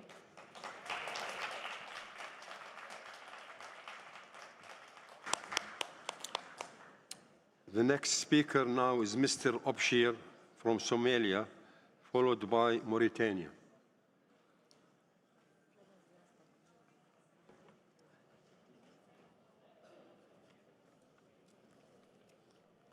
بسم الله الرحمن الرحيم الحمد لله رب العالمين والصلاة والسلام على أشرف المرسلين سيدنا محمد وعلى آله وصحبه أجمعين أما بعد. Honorable Chairperson, the Secretary General of the IPU, Excellencies, distinguished speakers, deputy speakers, honorable parliamentarians, ladies and gentlemen, it's a great honor to address this assembly on behalf of the Federal Parliament of Somalia. The theme of this general debate, upholding humanitarian norms and supporting humanitarian action in times of crisis, is profoundly meaning to my nation. As a nation that has faced decades of conflict, displacement, and natural disasters, Somalia deeply understands the value of humanitarian principles and international humanitarian law. There are not abstract ideals for us. They are matters of survival, dignity, and hope. Somali Parliament has taken concrete measures to institutionalize humanitarian protection. We have enacted laws that safeguard the rights of refugees and internally displaced people. and established the National Commission for Refugees and IDPs to ensure protection, assistance, and durable solutions. This commission promotes integration, self-reliance, and dignity for all displaced people. Somalia is also a broad signatory to the Kampala Convention and has worked to align its international legislation with global humanitarian standards. Through partnership with the United Nations, the African Union, and other regional organizations, Somalia continues to strengthen coordination, transparency, and accountability in humanitarian operations. Yet we acknowledge that major challenges persist, from climate-induced displacement to economic shocks and resource limitations. We therefore urge the international community to protect humanitarian funding, uphold the integrity of international humanitarian law, and reaffirm multilateralism as the cornerstone of collective action. Somalia stands ready to work with all partners to build a more human, just, and resilient world, where no one is left behind and humanitarian principles remain the shared conscience of humanity. Upholding humanitarian norms and supporting humanitarian action is not only a moral duty, but also a shared global responsibility. In times of crisis, our collective humanity must guide our actions, ensuring that compassion, protection, and dignity prevail.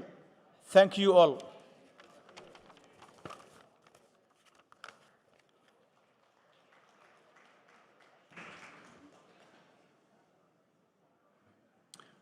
No, Mauritania, yes. No. Okay. Okay. The next speaker, Mr. Doueri from Mauritania, followed by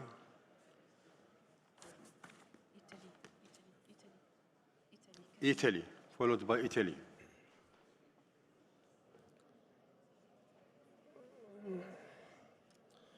In the name of God, the compassionate, the merciful. Thank you, Mr. President, Your Excellencies, distinguished speakers of parliaments, IPU Secretary General, ladies and gentlemen. I'm delighted to extend to you greetings on behalf of Mauritania. And I'd like to thank all of those who've participated in the convening and organization of this assembly. The organization has been excellent, and I also pay tribute to all of the excellent contributions that I've heard. And we sincerely hope that our deliberations here will lead to a decision to build a fairer and more sustainable world without the violence that we see today. This august assembly is taking place at a time when armed conflicts are on the rise, and we are also facing many social, economic, and political challenges. Therefore, we need to show greater cooperation so that we can pool our efforts to find collective solutions to these major challenges. The situation in the Gaza Strip today is an indictment of the international system. How many resolutions and statements have been adopted in favor of humanitarian action? We've heard about this for years, but the reality in the situation, the reality on the ground, is entirely different.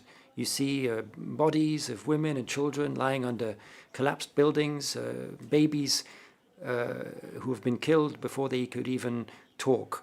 And the world stands by silently watching this genocide.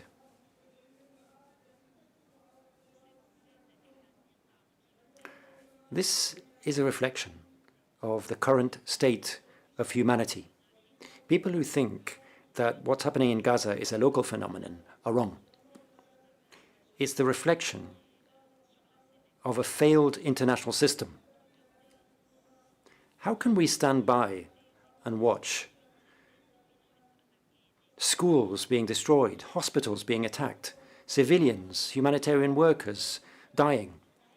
What if these grandiose statements aren't worth the paper they're written on?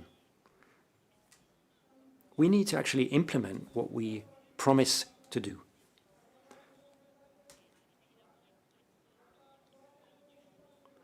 Or it's just might is right and the law of the jungle. What we see in Gaza today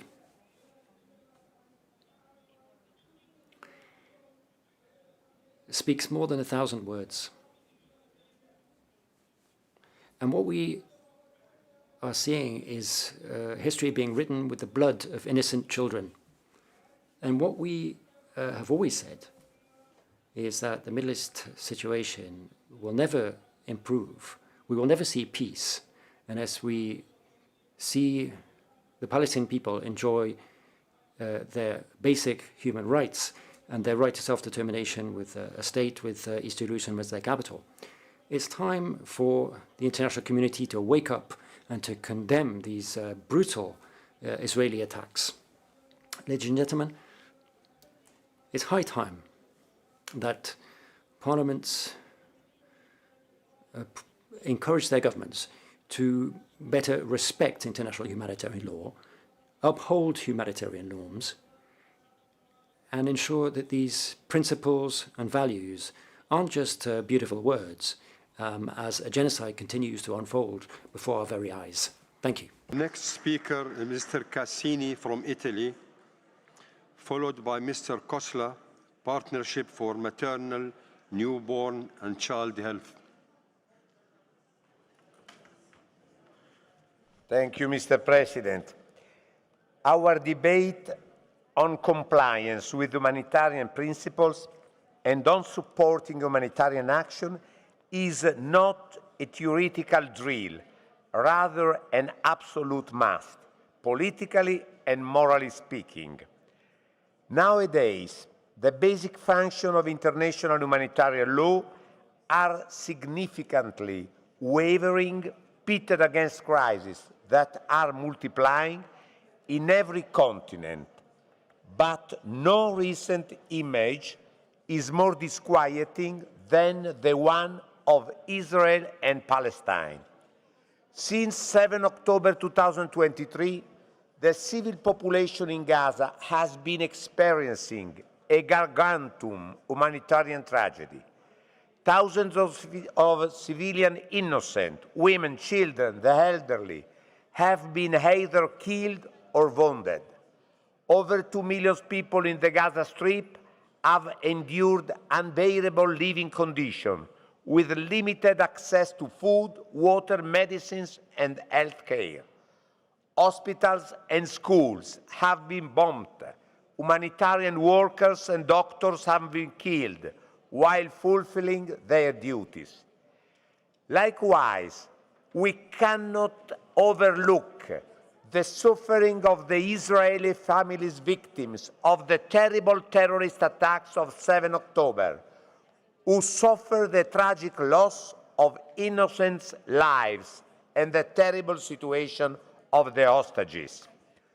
Today, we are witnessing a gradual erosion of international humanitarian law, not only in the Middle East, but in several regions of the world, Ukraine, Sudan, Myanmar, Sahel.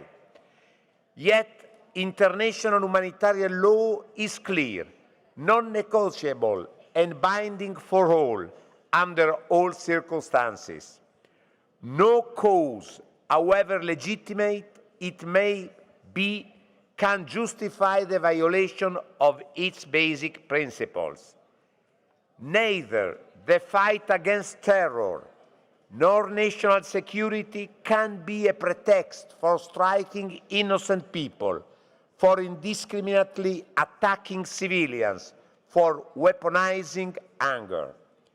In times like these, marked by a lack of a faith in multilateralism, parliaments may act as bridges, connecting divided societies, skeptical governments, wounded people.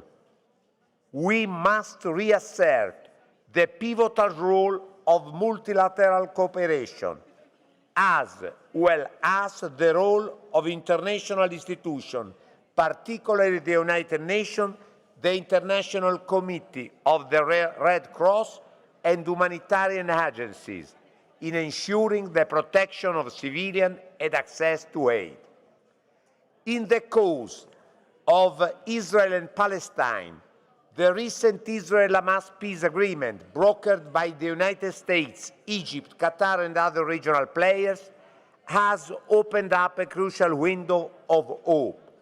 On the past 13th of October, we witnessed with joy the release of the Israeli hostages and the exchange with Palestinian detainees. At the Sharm el-Sheikh summit, over 20 world leaders signed a declaration of intent formalizing a ceasefire agreement, taking a first tangible steps towards reconstruction in Gaza and devising the idea of a provisional government from the Gaza Strip. However, the real challenge will be that of converting formal undertakings into real action on the ground. Pledges are an important step, but they alone cannot appease the trauma, rebuild cities, schools, hospitals, nor restore security and trust among both populations.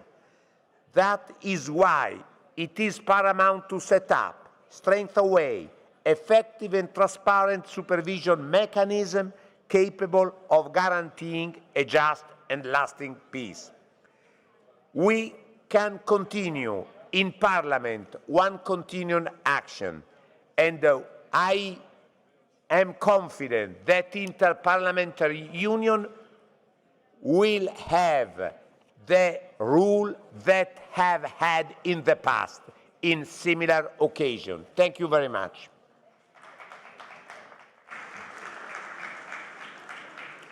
Our next speaker is Mr. Costa, Partnership for Maternal, Newborn and Child Health, followed by Mr. Nyapinga, Forum of Parliaments of the International Conference on the Great Lakes Region. Honorable President of the 151st IPU Assembly, distinguished parliamentarians, colleagues, dear friend, it is an honor to address this Assembly as we deliberate on how to uphold humanitarian norms and strengthen humanitarian action in a world marked by growing crisis and deepening divides. Conflict, climate shocks, economic instability, forced displacement, and sudden and sharp cuts to ODA are straining a multilateral system and testing a collective commitment to the international humanitarian law. A survey by the Partnership for Maternal, Newborn and Child Health, the organization I represent here today, to understand the implication of these crises at the country level has revealed alarming funding disruptions facing organizations working to protect and promote health and rights of women, children, and adolescents worldwide. We deplore the human crisis that is unfolding, particularly on issues such as sexual and reproductive health and rights, adolescent and maternal and newborn child health programs, suffering from funding cuts, and support for healthcare workers has dwindled, resulting in reduced programming in multiple regions of the world. Amid these crises, one truth that remains is this: the health and well-being of women, children, and adolescents, often the most affected by these crises, must remain the heartbeat of any credible humanitarian response. And strong leadership at levels working in partnerships have never been more important given the enormity of the challenges that confront us. To the questions before this Assembly, please allow me to share three brief reflections. First, reaffirming parliamentary commitment to multilateralism and humanitarian law means ensuring that principles of humanity, neutrality, and impartiality translate into national action even in times of crisis. Second, protecting humanitarian action amid economic and political pressure requires difficult choices and clear priorities. In moments of austerity, parliamentarians can champion ring-fence funding for women, children, and adolescents' health and maintain oversight so that short-term security or political interests do not undermine the long-standing humanitarian commitments. Thirdly, adopting the multi-sectoral and inclusive approaches mean recognizing that health is both a humanitarian and development imperative, inseparable from education, nutrition, social protection, and technological innovations.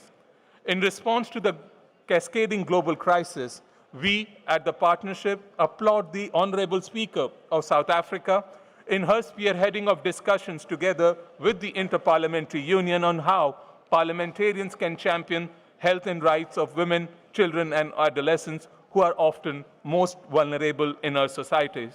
This initiative for global health and equity will galvanize parliamentary action to urgently and boldly prioritize health and rights of women, children, and adolescents, strengthening financing, and advancing progressive laws for upholding sexual and reproductive health and rights. Let us together act with courage and solidarity to ensure that in crisis response, whether in law, in budget, or in practice, the health and well-being of these vulnerable populations are upheld.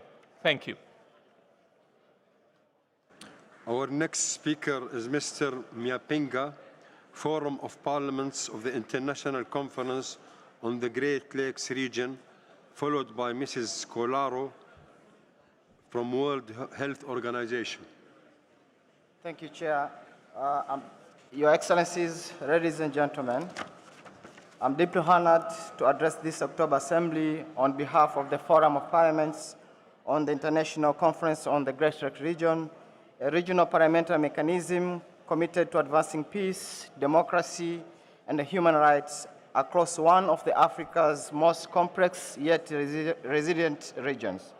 Today's theme, upholding humanitarian norms and supporting humanitarian action in the times of crisis, could not be more timely. Across our region and the world, we are witnessing unprecedented humanitarian emergencies, armed conflicts displacing millions, climate crisis, deepening food insecurity, and the political instability eroding the social fabric of our own communities. This crisis tests not only our institutions, but also our shared humanity. They compel us as parliamentarians to reaffirm that humanitarian norms are not optional ideals, but binding moral and legal obligation, which are rooted in international law and African solidarity. Excellencies, when disaster strikes, the first response often comes not from international agencies, but from national institutions in which parliaments are central among them. We legislate to protect, we allocate budgets to sustain life-saving interventions, and we hold governments accountable to the principles of humanity, neutrality, impartiality, and independence. At FP-ICGLR, we believe that humanitarian leadership must be homegrown, people-centered, but global-supported. That's why at FP-ICGLR, we're working with partners such as IPU, the AU, and the UN to strengthen humanitarian governance, which ensure that international aid aligns with the national priorities and reaches those most in need. Excellencies, the African experience offers a valuable lesson to the world that humanitarian crises are rarely confined by borders, and that solidarity is the source of strength. The Great Lakes region alone, stretching from Angola to Kenya, from Tanzania to Central Africa, has lived through cycles of conflict, displacement, and recovery. Yet it's also the region of resilience where parliaments and governments have demonstrated courage to confront the root causes of instability, from illicit exploitation of natural resources to weak governance and social exclusion. Excellencies, let's also be aware that we are living in a time when conflicts are politicized and the compassion is sometimes weaponized.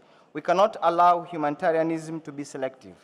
We must insist that life, whether in Gaza, Sudan, Ukraine, or East DRC of Congo, carries equal worth and equal right to protection. When we as parliamentarians choose compassion over indifferences, justice over impunity, and the cooperation of isolation, we can restore hope to millions who look to this assembly for leadership. Let this assembly send a clear message that the world still has a conscience. Excellencies, at this defining moment in history, let us remember that the strength of humanitarian norms lies not in the words of treaties, but in the courage of our actions. We urge the international community to match compassion with commitment to finance humanitarian action sustainably, to respect the neutrality of humanitarian workers, and to protect civilians and infrastructure from violence of war. From the greatest region of Africa to every corner of the globe, let us reaffirm that solidarity is stronger than conflict, and that parliamentary diplomacy can turn compassion into concrete action. On behalf of the Forum of Parliaments of the ICGLR, I thank the IPU for providing this global platform for dialogue, and I reaffirm our unwavering partnership in promoting peace, stability, and the humanitarian leadership across Africa and beyond. Thank you so much.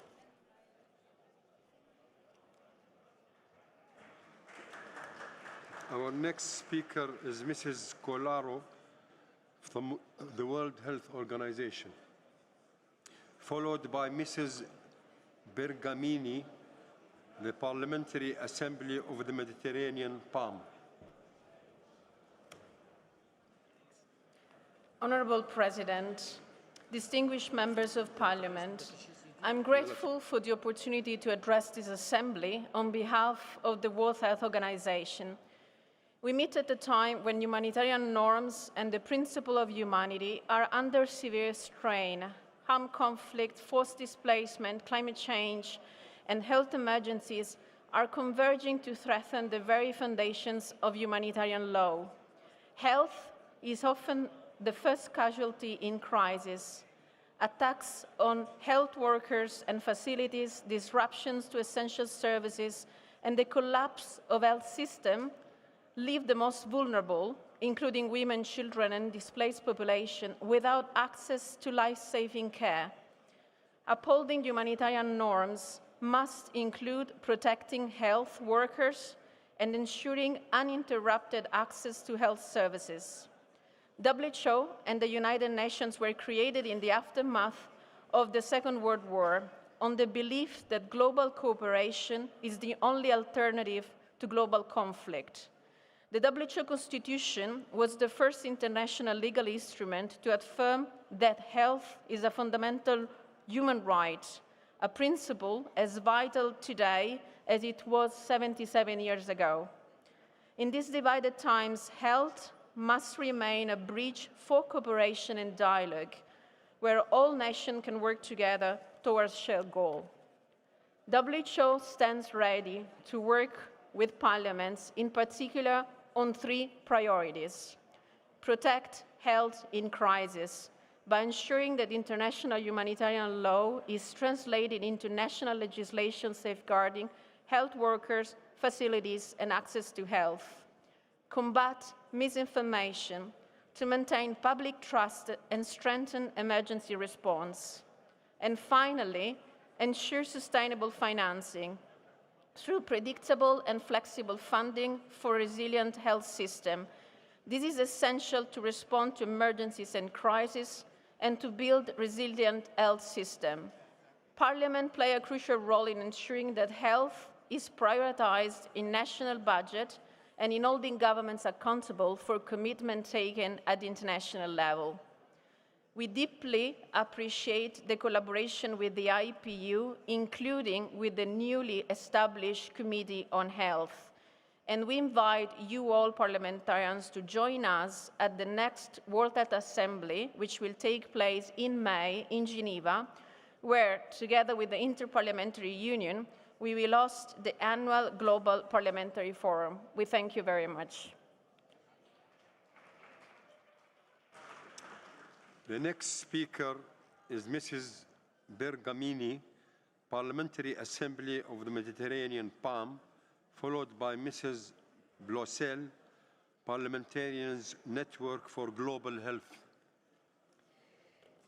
Thank you, Mr. Chairman, and dear colleagues.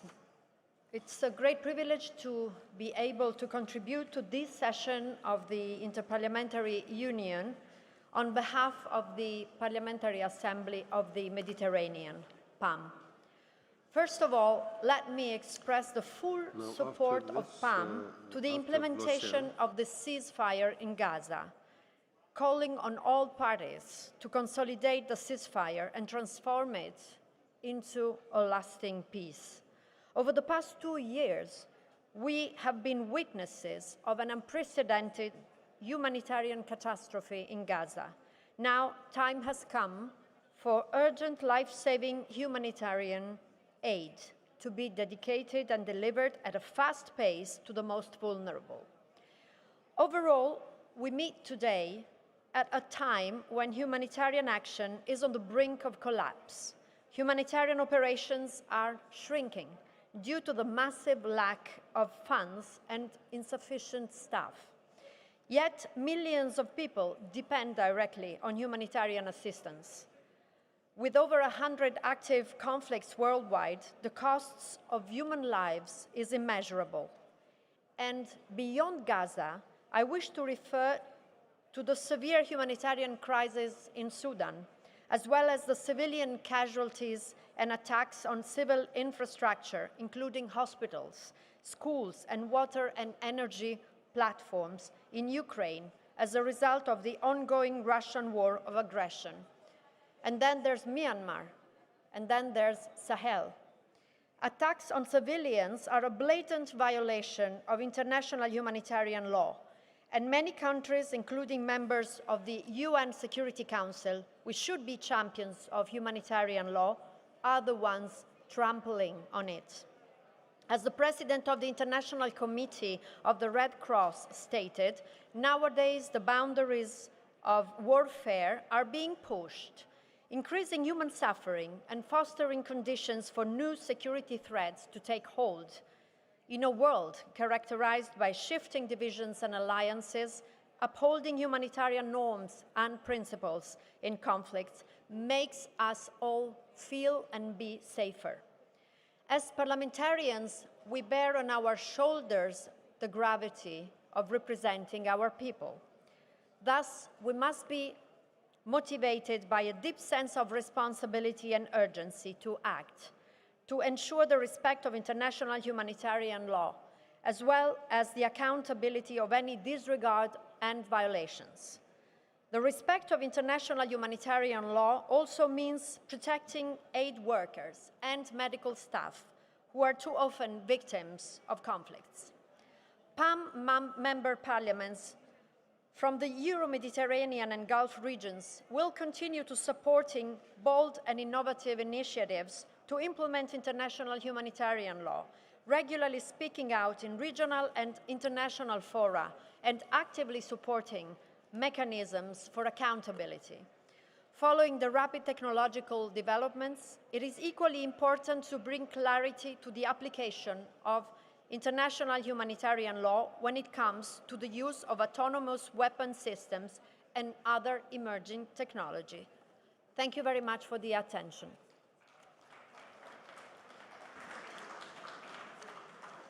Our next speaker is Mrs. Blossel, Parliamentarians Network for Global Health.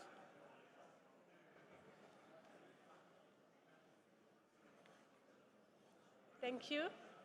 Excellencies, distinguished delegates, ladies and gentlemen. It's a privilege to address you today on behalf of UNITE, the Parliamentarians Network for Global Health. We gather at a time when humanity is under immense strain.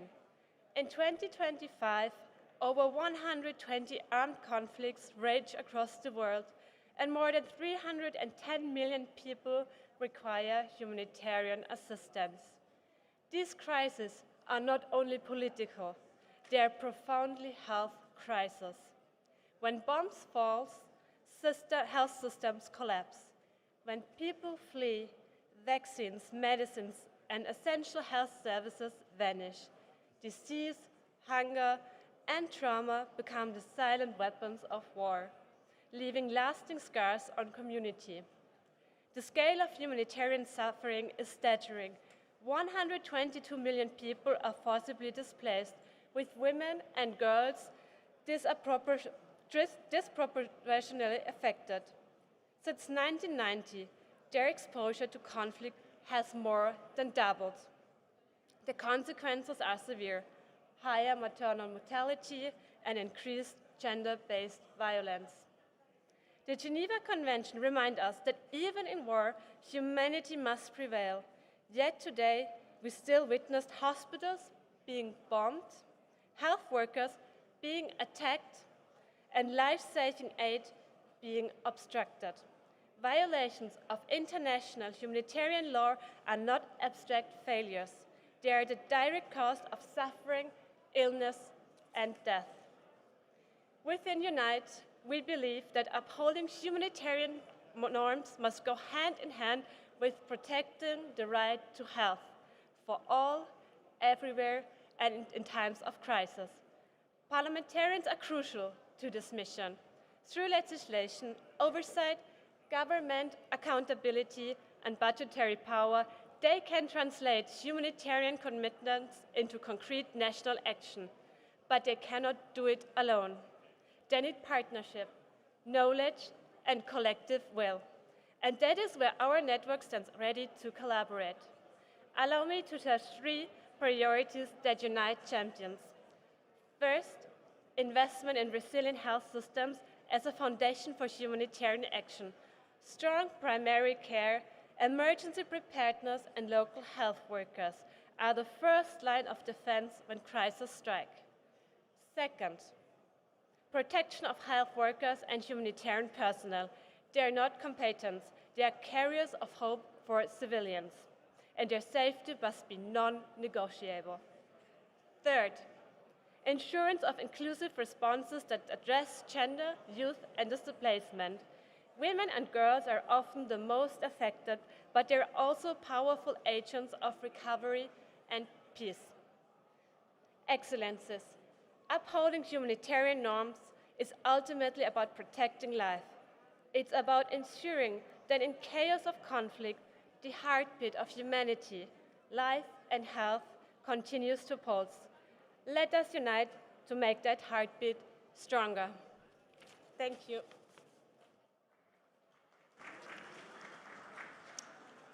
Our next speaker is Mr. Laswawi for UNRWA.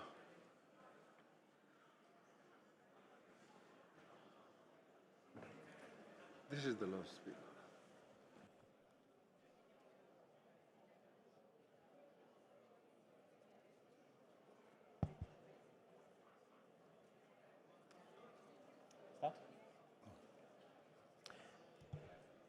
Dear members of parliament, distinguished delegates, for two long years, the war in Gaza has marked an unprecedented erosion of the humanitarian norms we pledged to uphold, to protect civilians and ensure aid is reaching those in need. Today, we face the stark consequences of prolonged inaction and impunity. Over 63,000 children have been killed or injured, according to UNICEF. More than 380 UNRWA colleagues, teachers, doctors, counselors, have also lost their lives. Most of our facilities, including schools and health clinics, have been damaged or destroyed. Famine has taken hold, not because of scarcity, but because of principled humanitarian aid has been obstructed. Despite the recent ceasefires, UNRWA continues to be denied entry of critical supplies, including food and medicines. Humanitarian aid should not be subject to negotiation. The implementation of Israeli legislation against UNRWA and the coordinated disinformation campaign targeting the agency should not be taken lightly. They set a dangerous precedent aimed at undermining the agency's humanitarian and development role for Palestine refugees. These are not simply attacks on UNRWA. They are direct assaults on the UN Charter, on international law, and on the humanitarian principles that underpin global relief efforts. When Security Council resolutions and International Court of Justice rulings are ignored, and when UN agencies become targets, the consequences are far-reaching. Despite these challenges, the UN remains committed to staying and delivering in a time of unimaginable suffering in Gaza. UNRWA currently holds enough food to feed the Gaza population for 3 months, enough blankets and tents for hundreds of thousands, and even enough medicine to restock our health clinics. It's time to allow large-scale humanitarian access, including through UNRWA. It's time to restore healthcare and education. Humanitarian principles are not abstract values, but the operational foundation of our work. The blatant disregard for international law and international humanitarian law in Gaza must never be allowed to happen again. There's a window of opportunity to end this conflict and, in keeping with the New York Declaration adopted by the UN General Assembly, reaffirm our collective commitment to a two-state solution. But it requires a collective commitment to uphold humanitarian principle and defend international law. I appeal to you today to help us preserve international law standards and accountability, advocate for unimpeded humanitarian access and the rights and dignity for Palestinian refugees, reaffirm and defend UNRWA protection and humanitarian mandate, not only in the OPT but also in the region, Syria, Jordan and Lebanon, and sustain UNRWA through increased, reliable financial support. Thank you.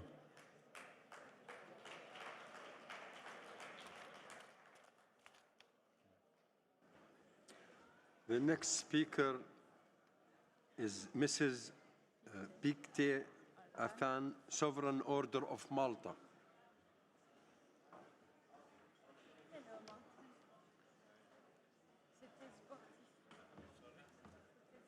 Shall I move now?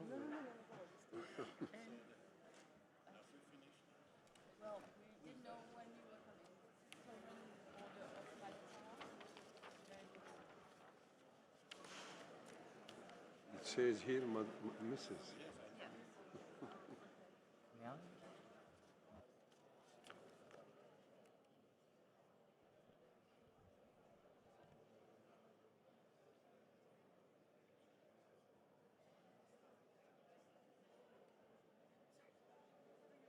Oh, okay. Oh, Mr. President of the Assembly, Mr. Secretary General of the IPU, honorable speakers and members of Parliament, distinguished delegates. The theme of this Assembly's general debate, upholding humanitarian norms and supporting humanitarian action in time of crisis, is indeed very timely and aligns with the goal of the Order of Malta. The Sovereign Order of Malta is a lay religious institution of the Catholic Church, a sovereign entity and a global humanitarian actor. For over 900 years, we have been faithful to our motto, Tuitio Fidei et Obsequium Pauperum, witnessing the faith and serving the poor, committing to serving those in need without any distinction of religion, nationality, origin, or age.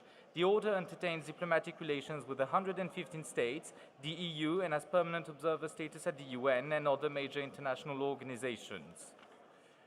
In 2021, the Order of Malta was admitted to the IPU as permanent observer, considering its long-standing and good cooperation with the IPU. Through its national associations, Volunteer Corps and Worldwide Relief Agency Maltese International, present in more than 120 countries, the Order of Malta provides emergency medical and humanitarian aid, works with the affected populations to implement reconstruction and disaster preparedness programs. Mr. President, we have witnessed for too long grave violations of international humanitarian law in total impunity. We must work together to put an end to those violations, support the victims, and ensure justice and accountability for all. It is a legal and moral imperative to respect and uphold the IHL and the Geneva Conventions. So many people suffer the scourge of war and don't have access to humanitarian assistance. Humanitarian assistance must be provided following its 4 principles of humanity, impartiality, independence, and neutrality. This year is also the deadliest for humanitarian aid workers, sometimes deliberately targeted. Mr. President, the Sovereign Order of Malta participated in the 2nd Parliamentary Conference on Interfaith Dialogue earlier this year in Rome under the great leadership of the Honourable Senator Cassini. Our ambassador to the State of Palestine, as a panelist, addressed the theme Fostering Solidarity and Action for People in Vulnerable Situations, presenting the work of our hospital in Bethlehem and our activities in the West Bank. We welcome the Marrakesh and Rome communiqué, which recognize the essential role of parliamentary and religious diplomacy in fostering dialogue and cooperation and trust between communities. Mr. President, the Sovereign Order of Malta welcomes the ceasefire in Gaza and is ready to deliver emergency humanitarian assistance, and it is our hope that the ceasefire will hold and that peace will prosper in the region. In Ukraine, we have been present since the start of the conflict in the country, providing humanitarian and healthcare and support of refugees in neighboring countries. Mr. Speaker, parliaments are the guarantors of the conventions ratified by their countries. Thus, parliamentarians have a responsibility to ensure their governments respect their obligations under international law. I thank you.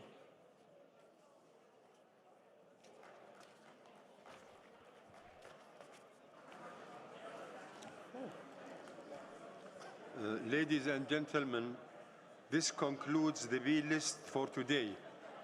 We are moving to the C list, second speakers of delegations. Shall we start?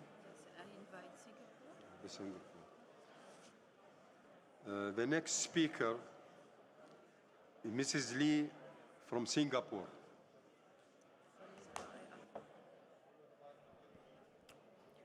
President of the Assembly, fellow parliamentarians, in a world facing conflict, climate disasters, and displacement, Singapore remains committed to upholding a rules-based multilateral system and advancing international humanitarian law. As a small but globally connected nation, we understand how deeply our collective security and shared humanity are linked. While we are not directly affected by large crises, we believe in doing our part through diplomacy, capacity building, and consistent voluntary contributions to UN agencies and humanitarian organizations. Singapore strives to be a place and a platform where humanitarian actors, governments, civil society, and international agencies can work safely and effectively.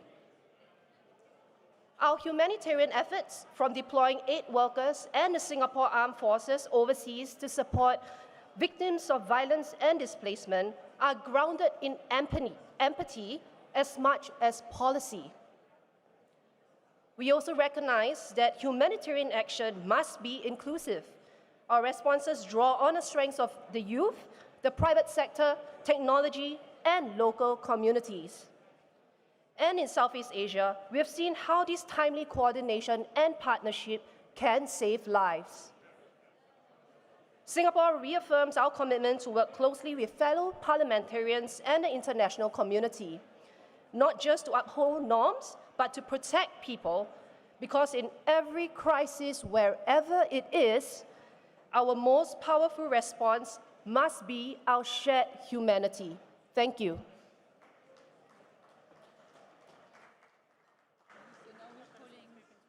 Our next speaker is Mr. Parelli from Argentina.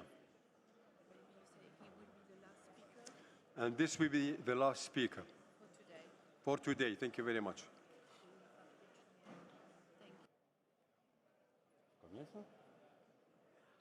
Buenas tardes. A very good evening. Distinguished parliamentarians, at the outset, allow me to support everything that's been said today about the violation of the right to humanitarian assistance, about caring for the environment, and everything related to international terrorism.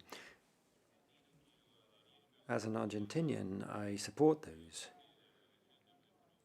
who, on behalf of our delegation, Senator Whelan, described the Argentinian position on these issues.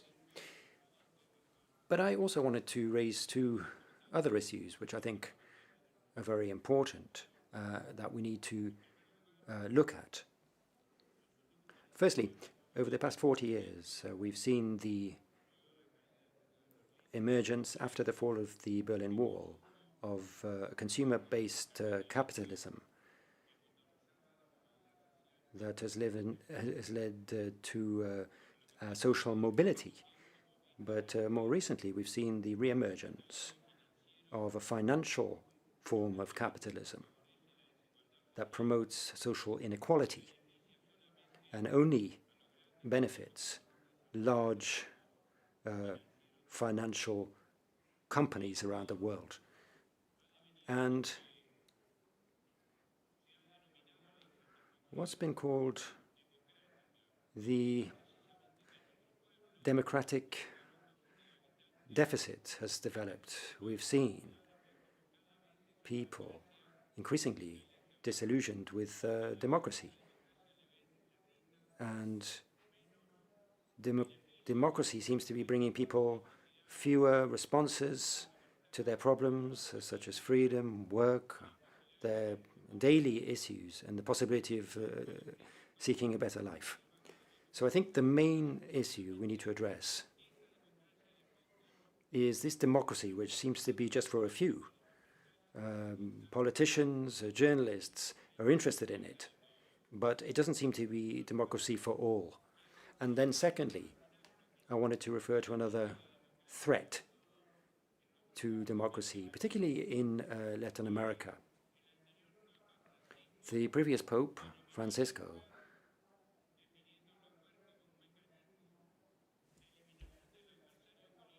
talked about trying to eliminate political opponents through the justice system as a way of trying to win elections. And we've seen that in Brazil, for instance, with the current President Lula, who was prevented from standing for many years because of completely false allegations that ended up seeing him locked up in prison.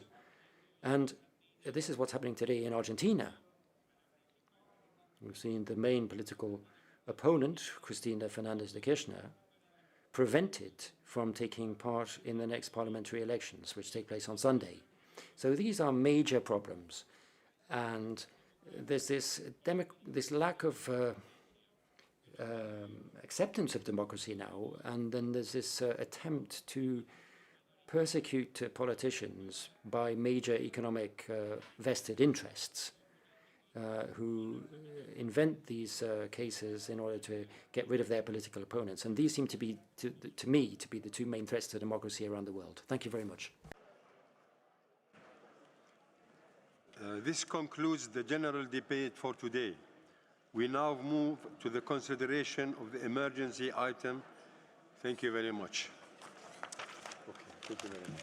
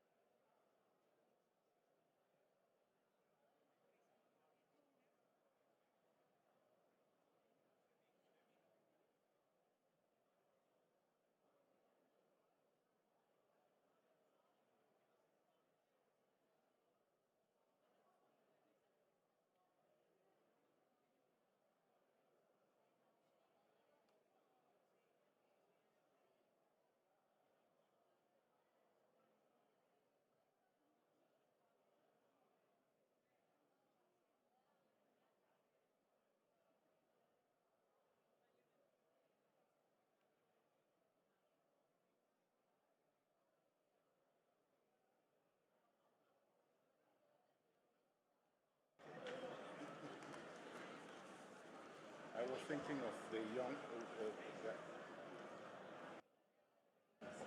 Dear colleagues,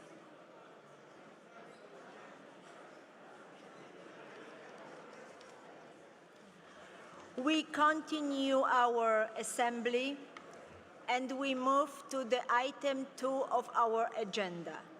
Consideration of possible request for inclusion of an emergency item in the agenda of the Assembly. Allow me first of all to draw your attention to the fact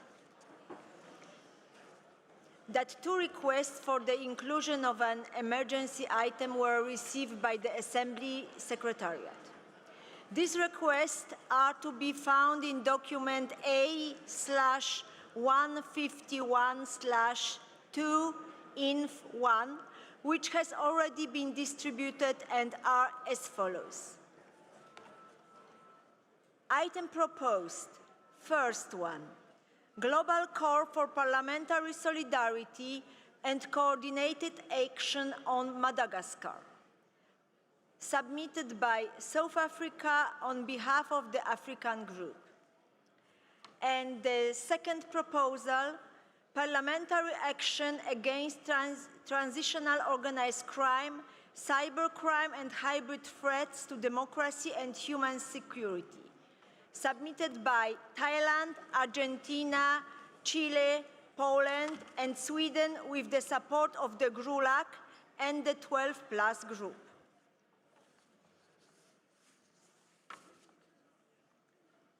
I would like to also inform that the IPU Secretariat received a third request for inclusion of an emergency item proposal, the submission of which was not in keeping with the Assembly Rule 11.1 that states, any member parliament may request the inclusion of an emergency item in the Assembly agenda. Such a request must be accompanied by a brief explanatory memorandum and a draft resolution which clearly define the scope of the subject covered by the request and indicate how it is in line with the principles and values of the IPU and its strategy. The IPU Secretariat shall communicate the request and any such documents immediately to all member parliaments. The request was received from a member of the Mercosur Parliament, an associate member of the IPU, ostensible on behalf of a member of parliament from Argentina. In order to be admissible, the request would have to be submitted by the member of parliament himself or the Argentinian delegation. Therefore, it was deemed inadmissible.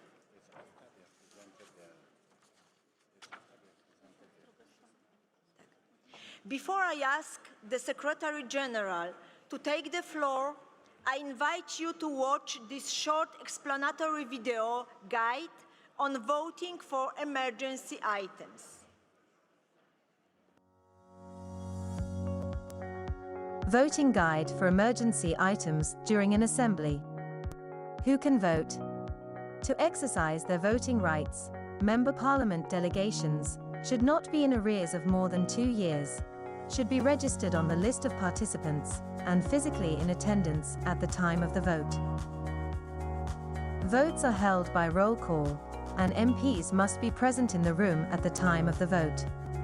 Absence voids their ability to vote. Voting is based on a weighted system. Each IPU member parliament has a minimum of 10 votes.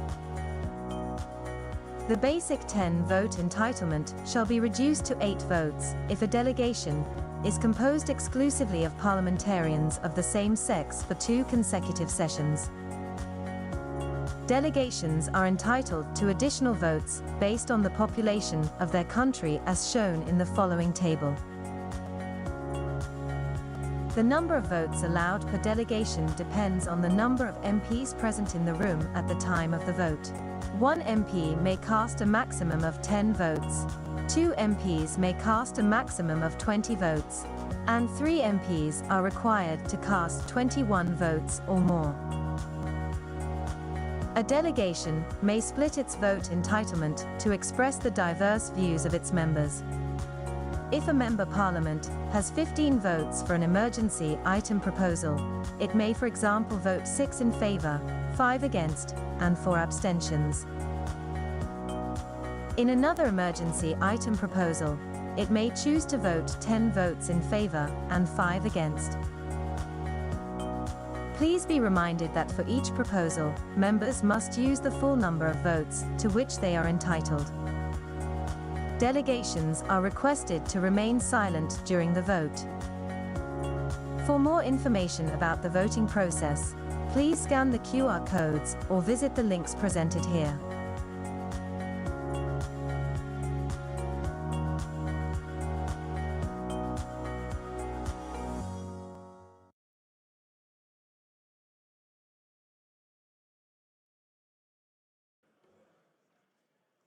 Our rules allow for one emergency item to be added to the agenda. The Assembly will therefore consider each request and vote on each one in order to be taken into consideration. A request must receive a 2/3 majority of the votes. I will now give the floor to one delegate from each delegation which has proposed an item, and to one delegate, if there is any, who is against the addition of the item to the agenda. We will hear the sponsors of the items and any possible opponents in sequence before holding a single vote by roll call on the different requests.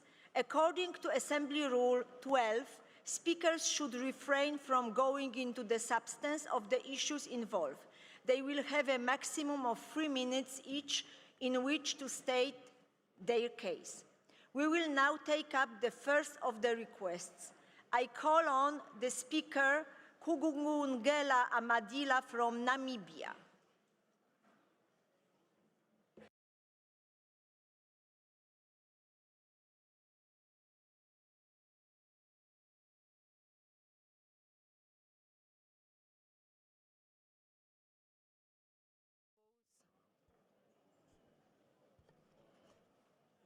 I rise today on behalf of the Africa Group to propose an emergency item titled Global Call for Parliamentary Solidarity and Coordinated Action on Madagascar. This proposal is not only a regional concern, but a global call to action. The unfolding political situation in Madagascar poses a serious threat to democratic governance, regional stability, and the rule of law. It is a matter that demands our urgent attention and collective response. The resolution is firmly grounded in international and regional instruments, including the Charter of the UN, the African Charter on Democracy, Elections and Governance, and SADC protocols, all of which condemn actions that subvert constitutional order. When democracy is undermined in one country, the ripple effects weaken democratic institutions everywhere. This resolution calls for coordinated international action led by parliaments to support the Southern African Development Community, SADC, which is already leading mediation efforts on the ground. SADC has the legitimacy, the regional insight, and the diplomatic tools to broker peace, but it requires strong international backing. Through the Inter-parliamentary Union, parliaments around the world can provide the moral authority, diplomatic support, and solidarity needed to help restore constitutional order in Madagascar. The resolution seeks the immediate restoration of constitutional order, free and fair elections under international observation, protection of human rights and civic freedoms, and inclusive dialogue amongst all Malagasy stakeholders, being political parties, civil society, the military, youth, and women's groups. It also calls for accountability for alleged violence against civilians and solidarity with the people of Madagascar, including their elected representatives. Supporting this resolution is a stand for democracy, peace, and the rule of law. It is a commitment to preventing humanitarian crises, refugee flows, and regional instability. It is a demonstration of the IPU's ability to act decisively in moments of democratic fragility. Global parliamentary solidarity can help ensure a peaceful democratic transition in Madagascar, one that restores power to the people and reinforces our shared commitment to constitutional governance. I urge this Assembly to support the adoption of this emergency item. I thank you.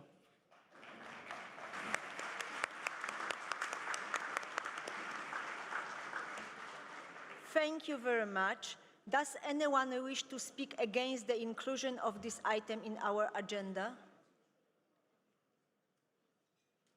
I can't see. I can't see. So I call on Mr. Rangisman Rom from Thailand.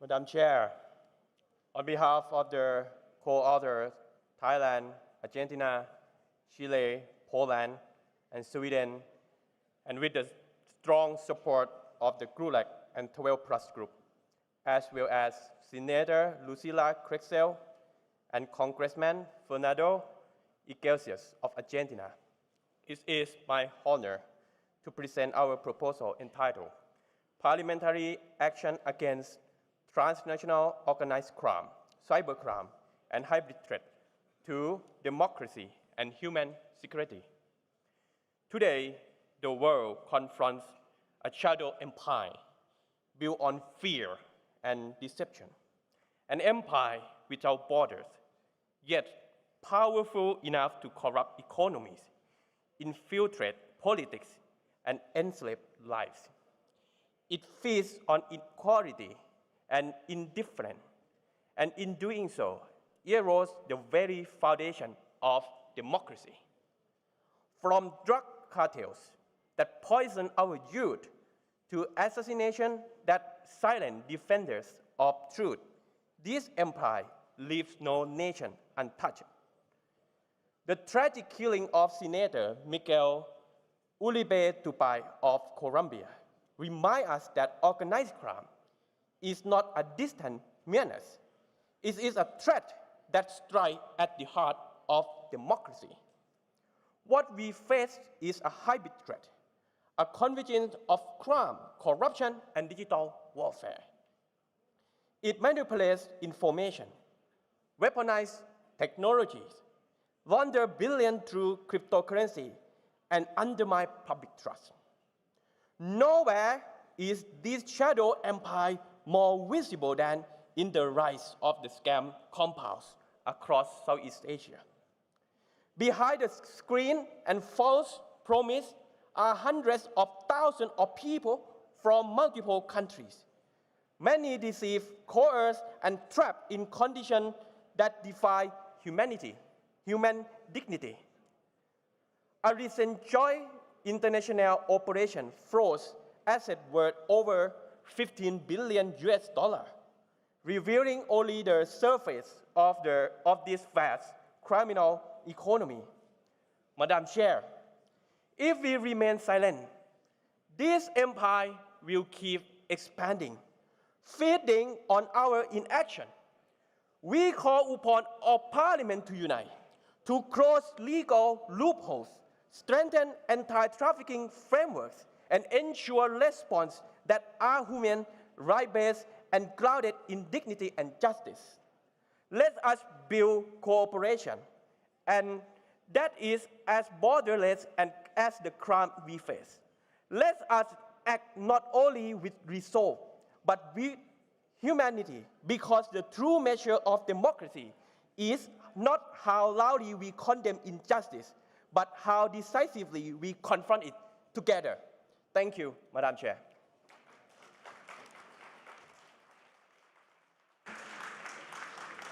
Thank you. Does anyone wish to speak against the inclusion of this item in our agenda? Russian Federation. Russian Federation, you have the floor, 1 minute. Thank you, Madam Chairperson. I have to oppose this idea for procedural reasons, because I do not believe that this initiative, this proposal complies with Assembly Rule 11.2, which stipulates that a request must relate to a recent major situation of international concern. I see that the first proposal is related to a recent major situation in a certain country. I do not see any situation in the second proposal, and our rules of procedure describe emergency items as related to situations. This second proposal is related to a problem, to a topic, I do not know what, but not to a recent major situation. Simply does not comply with our rules of procedure. And secondly, it was received only today, just 3 or 4 hours ago. We remember how 1 year ago, 12 Plus used a falsified argumentation for its initiative to have an emergency debate using a never-existing statement by the Secretary General of the United Nations. Since that time, we decided we should introduce 48 hours threshold in order to be able to have a proper fact-checking of any proposal. And now we do not have this opportunity because this initiative, this motion, contains many facts and many references. And again, we are deprived a possibility to have a proper fact-checking, neither to have an opportunity to discuss this proposal in our geopolitical groups because it was submitted only 3 or 4 hours ago. So again, my opposition is rather procedural than to the content. Thank you. Thank you. I would like to explain that according to Rule 11.3 Rules of the Assembly, the Steering Committee decides and gives the opinion about on this, it's admissible. And I would like to tell that Steering Committee met today morning and gave the positive opinion. And of course, there is possibility because you have to vote against. You can vote against if you don't want this proposal. And of course, it will be debate on emergency item. So, and I'd like to add that it can be only one vote for one presentation for and against. So I think we have everything. Now I give the floor to the Secretary General. Dear Secretary General, you have the floor. Thank you, Madam President. I believe that it is all clear that we have 2 emergency items, proposals before us. And as you have just said, these are proposals that have been examined by the Steering Committee of the Assembly, and the Steering Committee has decided that they qualify as emergency items. You've had the arguments for the 2 emergency item proposals that are before you, and according to the rules of the Assembly, if you have 2 or more competing proposals for the emergency item, you will have to proceed to a vote by roll call. And earlier on in this session of the Assembly, you did watch a video regarding how the voting procedure will unfold. But we may consider that many of you were not in the room at the time that this video was being played. And Madam President, for reasons of transparency, maybe you will allow me to read out in extenso the procedure that will be utilized now for the voting on the two items that you have before you. And this procedure is governed by Article 16.1 of the statutes. The statutes in that particular article stipulate that the Assembly shall vote by roll call, except when the decision before the Assembly meets with no opposition. The number of votes allocated to each delegation is to be found in document A151 inf.2. The number of votes indicated corresponds to the number of delegates announced. Delegations in arrears of more than 2 years of contributions are not entitled to vote under the provisions of Article 5.2 of the statutes and thus do not appear on the list that you have available to you. In accordance with Article 15.1 of the statutes, only delegates physically present in the plenary at the moment of the vote can take part in the vote. So there's no voting by proxy. The statutes provide that no single delegate can record more than 10 votes, and that is governed by Article 15.3 of the statutes. This means that if a delegation is entitled to, for example, 21 or more votes, it will need the physical presence of at least 3 delegates in the room to cast its full entitlement of votes. To ensure that a diversity of views can be expressed through the vote, the statutes envisage the possibility of splitting the votes cast by a delegation on any given subject, and that is Article 15.3 of the statutes. If a delegation is entitled to a total of 15 votes, for example, it can register 6 votes in favor, 5 against, and 4 abstentions, or 10 in favor, 5 against. Vote splitting is not mandatory. The delegation may decide to cast all 15 of its votes for or against the motion. So, as Madam President, you have just indicated, we have 2 competing proposals for the emergency item. Instead of proceeding with a separate roll call vote on each of the items, the proposals, it is our practice to combine all votes into one round. For each of the proposals, for each of the 2 proposals in turn, one by one, please state how much your delegation will cast, the total number of votes to which it is entitled. Madam President, I believe that is the procedure that you and your colleagues will now use to decide on the item that will be registered on the agenda of the IPU Assembly as an emergency item, or why not, sometimes as has been the case in the past, no item qualifies following the vote. So, Madam President, if this procedure is clear, you may now call on your colleagues to proceed with the voting by roll call, and I will ask my colleague, Ambassador Philip, to handle that operation. Thank you very much. Thank you very much, Secretary General. I think everything is clear. That's why, please, Ambassador Philip, let's start the procedure.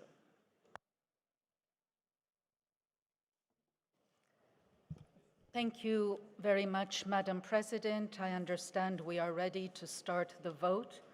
The 2 proposals have been explained.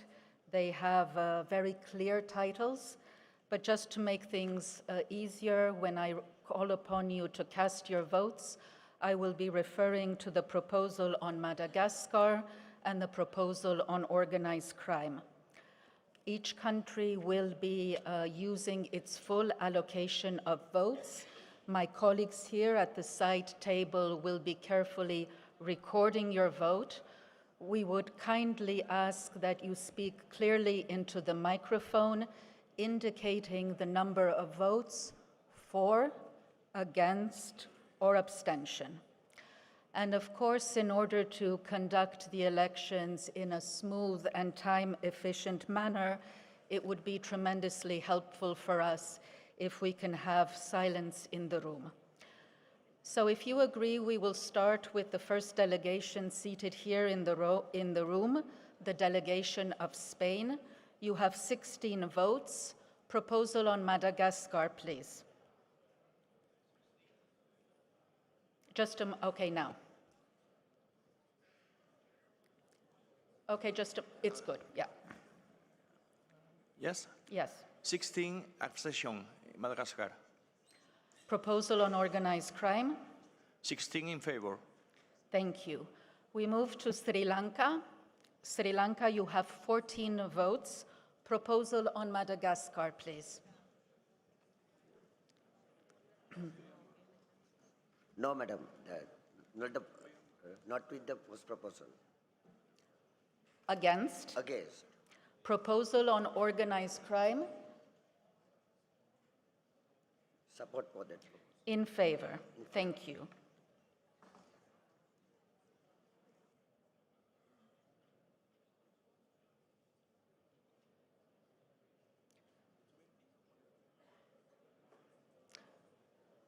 Excuse me, we have colleagues in the room. We just need to ascertain, please. Sri Lanka, do you have 2 parliamentarians voting? Present in the room? Yes, yes, okay. We move on to Suriname. You have 10 votes. Proposal on Madagascar, please. 2 in favor and 8 absent. Proposal on organized crime, please. 10 in favor and 0 against. Thank you. We move to Sweden, 13 votes. Proposal on Madagascar. Proposal on Madagascar, abstain. Organized crime. Organized crime, in favor. And we are 3 delegates in the room. Thank you. Thank you. This has been well noted. We move to Switzerland. Switzerland, you have 12 votes. Proposal on Madagascar. 12 abstentions. Proposal on organized crime. 12 in favor. Thank you. Thailand, you have 18 votes. Proposal on Madagascar, please. Abstain. 18 abstention. Proposal on organized crime. 18 vote in favor. Thank you. Togo, I'm looking for Togo, not present. Tunisia. Do we have Tunisia in the room?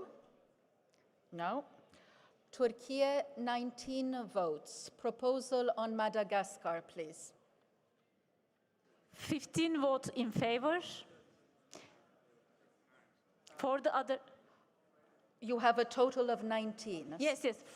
15 for Madagascar, 4 for Thailand. For each proposal, we are voting separately. Okay, I so understand. So the 19 votes, how would you like to cast them on Madagascar? Okay. Then 19 in favor for Madagascar, 19 in favor Thailand. Okay, that's very clear. Thank you very much. Turkmenistan, Uganda, Ukraine, UAE, United Arab Emirates. You have 13 votes. Proposal on Madagascar. In favor. Organized crime. Abstain. Thank you. United Kingdom, you have 18 votes. First proposal on Madagascar. 18 votes in favor. Organized crime. 18 votes in favor. Well noted. Thank you. We have 2 parliamentarians in the room. Yes, I see. Thank you. Uruguay, you have 11 votes. Proposal on Madagascar, please. We need your microphone on. 10 a favor, 10 favor. You have 11 votes. Abstención. So proposal on Madagascar, you are? 10 a favor y una abstención. Okay. 10 in favor and 1 abstention. Just a second, it's been noted. And the proposal on organized crime, please. 11 a favor. 11 in favor. 11 in favor, thank you. Uzbekistan, Vietnam, you have 20 votes. Just a moment. Yeah, the microphone is on. Proposal on Madagascar, please. 20 votes abstained. Proposal on organized crime. 20 votes in favor. Thank you. Thank you. Yemen. Yemen, you have 13 votes. Proposal on Madagascar, 7 please. أصوات مدغشقر و6 أصوات Just a second. الجريمة المنظمة.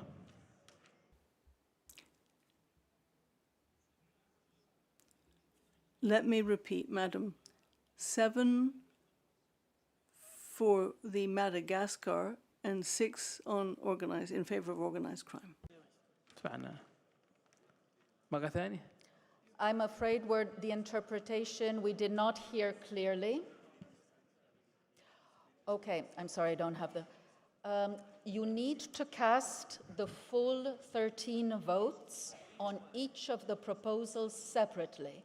So 13 votes, how do you cast them for the proposal on Madagascar? 13 مدغشقر. 13 in favor for the Madagascar proposal, and 13 in favor of the second proposal on organized proposal. 13 votes in favor of each proposal. And on the proposal for organized crime, please? Okay. 13 in favor, I'm told it's all clear. Thank you. Zambia, 14 votes. Madam Speaker, the proposal on Madagascar, please. Thank you. For Madagascar, 14 in favor. Proposal on organized crime. 14 against. Well noted, thank you. Zimbabwe, 13 votes. Proposal on Madagascar, please. 13 in favor. Proposal on organized crime. 13 against. Thank you. We move to Albania. Algeria, you have 16 votes. Proposal on Madagascar, please. شكرا. تعلن الجزائر 16. Thank you, Madam.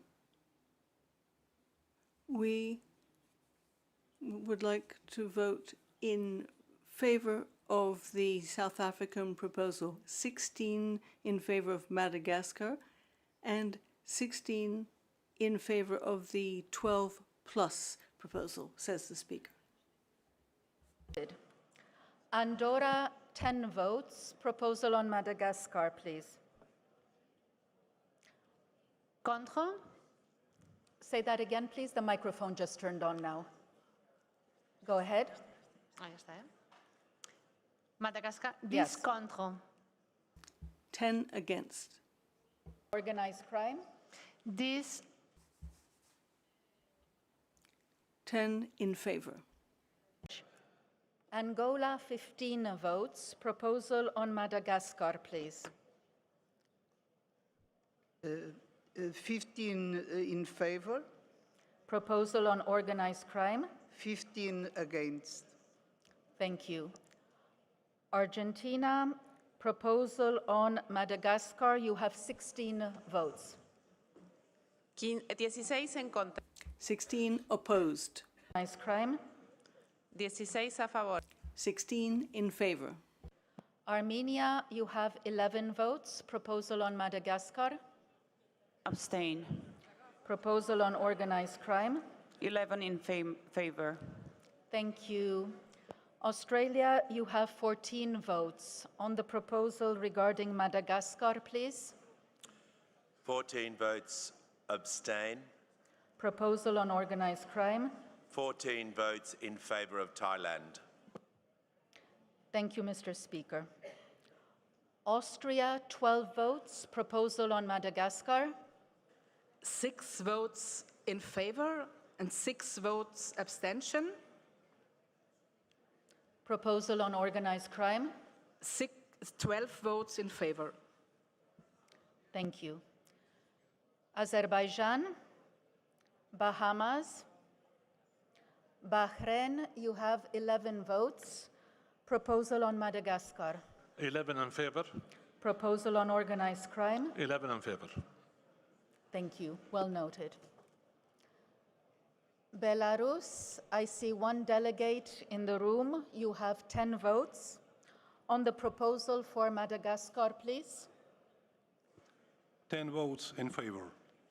Proposal on organized crime? 10 votes abstention. Thank you. Belgium. Belgium, you have 13 votes. First proposal on Madagascar. 13 votes against. Proposal on organized crime? 13 votes in favor. Thank you. Well noted. Benin. Bhutan. Mr. Speaker, you have 10 votes. Proposal on Madagascar? 10 votes in abstention. Proposal on organized crime? 10 votes in favor of Thailand. Well noted. Thank you. Thank you. Bosnia and Herzegovina. Botswana. Botswana, you have 11 votes. Proposal on Madagascar, please. In favor of Madagascar. And organized crime? Against. Thank you. We move to Brazil with 22 votes. Proposal on Madagascar, please.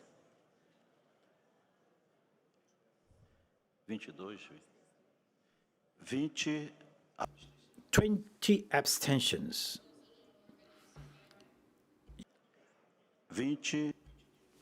22 in favor. Do we have Brunei Darussalam, Bulgaria, Burkina Faso, Burundi, Cabo Verde? Cabo Verde, you have 10 votes. Proposal on Madagascar, please. 10 votos a favor. 10 in favor. Proposal on organized crime? 5 in favor, 0 against, and 5 abstentions. Thank you. Thank you. Cambodia, 13 votes no. Cameroon?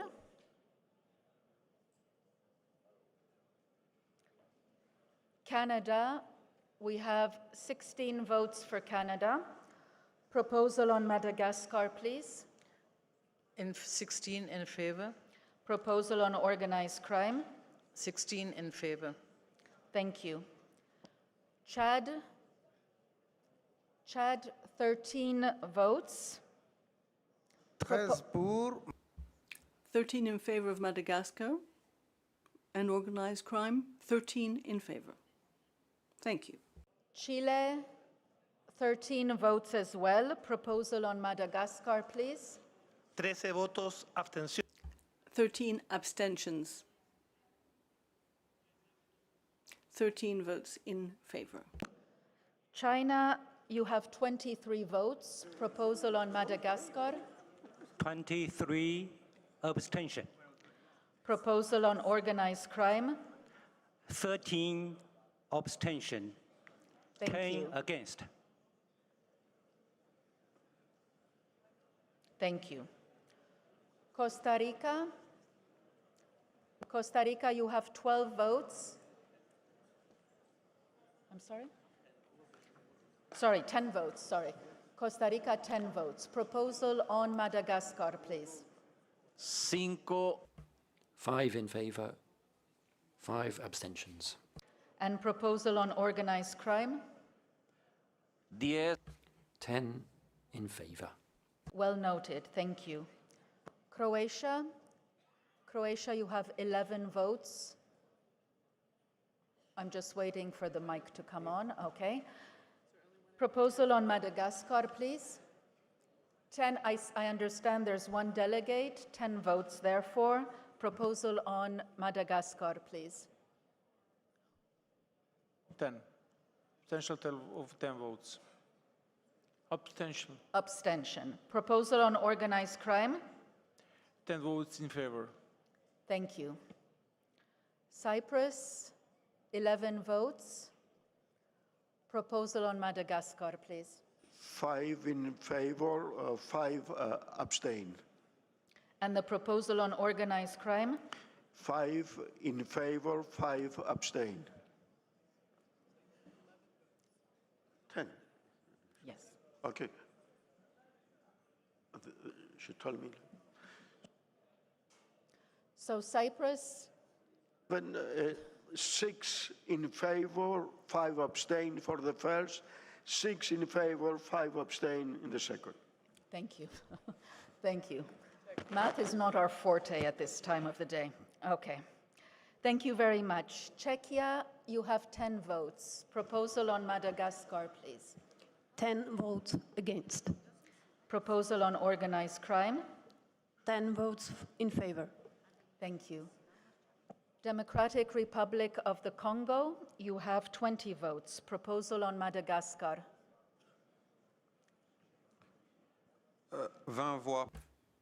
20 votes in favor. Madagascar. We are 4 delegates in the room. And for organized crime, 20 votes against. Denmark, 12 votes. Proposal on Madagascar? 6 in favor and 6 abstain. Proposal on organized crime? 12 in favor. Thank you. Djibouti? Over here. 11, c'est bon?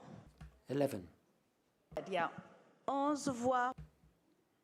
11 in favor of Madagascar. And the second proposal? 11 abstentions on organized crime.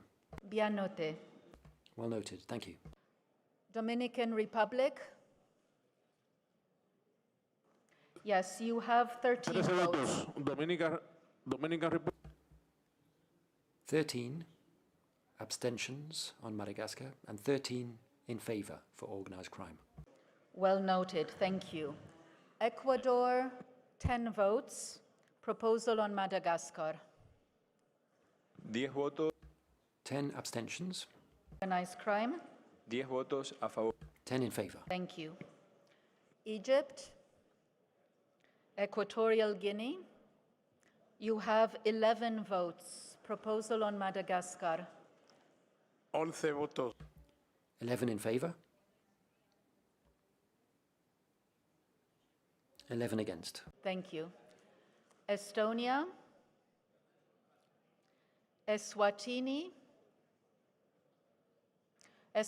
you have 11 votes. Proposal on Madagascar? 11 in favor. Proposal on organized crime? 11 against. Thank you. Ethiopia, 20 votes. Proposal on Madagascar? 20 votes in favor. Proposal on organized crime? 20 votes in favor. Thank you. Fiji, you have 10 votes. How do you vote on the proposal regarding Madagascar, please? 10 in favor on Madagascar, 10 in favor organized crimes. Thank you, Mr. Speaker. Finland, you have 12 votes. Proposal on Madagascar, please. Abstain. Organized crime? 12 in favor. Merci. La France, vous avez... France, you have 18 votes for Madagascar. In favor. Organized crime, 18-4 in favor. Merci. Gambia.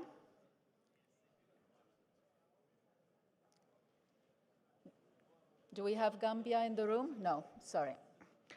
Georgia. 1 delegate, 10 votes. Proposal on Madagascar, please. Abstention. Organized crime? In favor. Thank you. Germany, you have 19 votes. Proposal on Madagascar? 9 in favor, 10 abstentions. Proposal on organized crime? 19 in favor. Thank you. Ghana, you have 15 votes. Proposal on Madagascar? 15 in favor of Madagascar. And organized crime? 15 against. Thank you. Greece, 13 votes. Proposal on Madagascar. Votes in favor, 8 votes abstention. Can you say that again, please? 5 votes in favor, 8 votes abstention. And second proposal on organized crime. 13 votes in favor. Thank you. Well noted. Hungary, 10 votes for Hungary. Proposal on Madagascar. 10 votes against. Proposal on organized crime. 10 votes in favor. Well noted. Thank you. Iceland, 10 votes. Proposal on Madagascar. 10 votes abstention. Organized crime. 10 votes favor. Thank you. India, 23 votes. Proposal on Madagascar. 23 votes, all in favor. Proposal on organized crime. 23 votes, all abstentions. Thank you. We move to Iran. Iran, you have 19 votes. Proposal on Madagascar, please. 9 votes in favor. You need to cast the full amount of 19 votes individually for each proposal. Yeah, and 10 votes in favor of Thailand. Okay, my colleagues are going to come and explain, and we're going to come back to Iran in just a moment. I'll make a note of this. And we move to Ireland. And after Ireland, we have Italy. Italy, you have 17 votes. Proposal on Madagascar, please. All abstentions.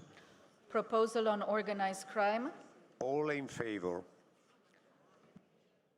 Well noted. Thank you, Mr. President. Jamaica, Japan. Japan, you have 10 votes. Proposal on Madagascar, please. 10 in favor. Proposal on organized crime. 10 in favor. Thank you. We move to Jordan. Jordan has 13 votes. Proposal on Madagascar, please.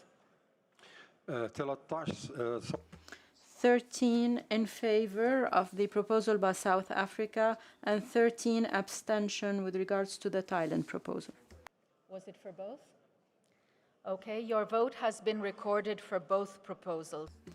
13 abstention for Thailand. 13 abstention. Kenya, you have 17 votes. Proposal on Madagascar, please. 17 in favor. Proposal on organized crime. Abstain. Thank you. Well noted. We move to Laos with 12 votes. Abstention. For the first proposal on Madagascar and the second proposal.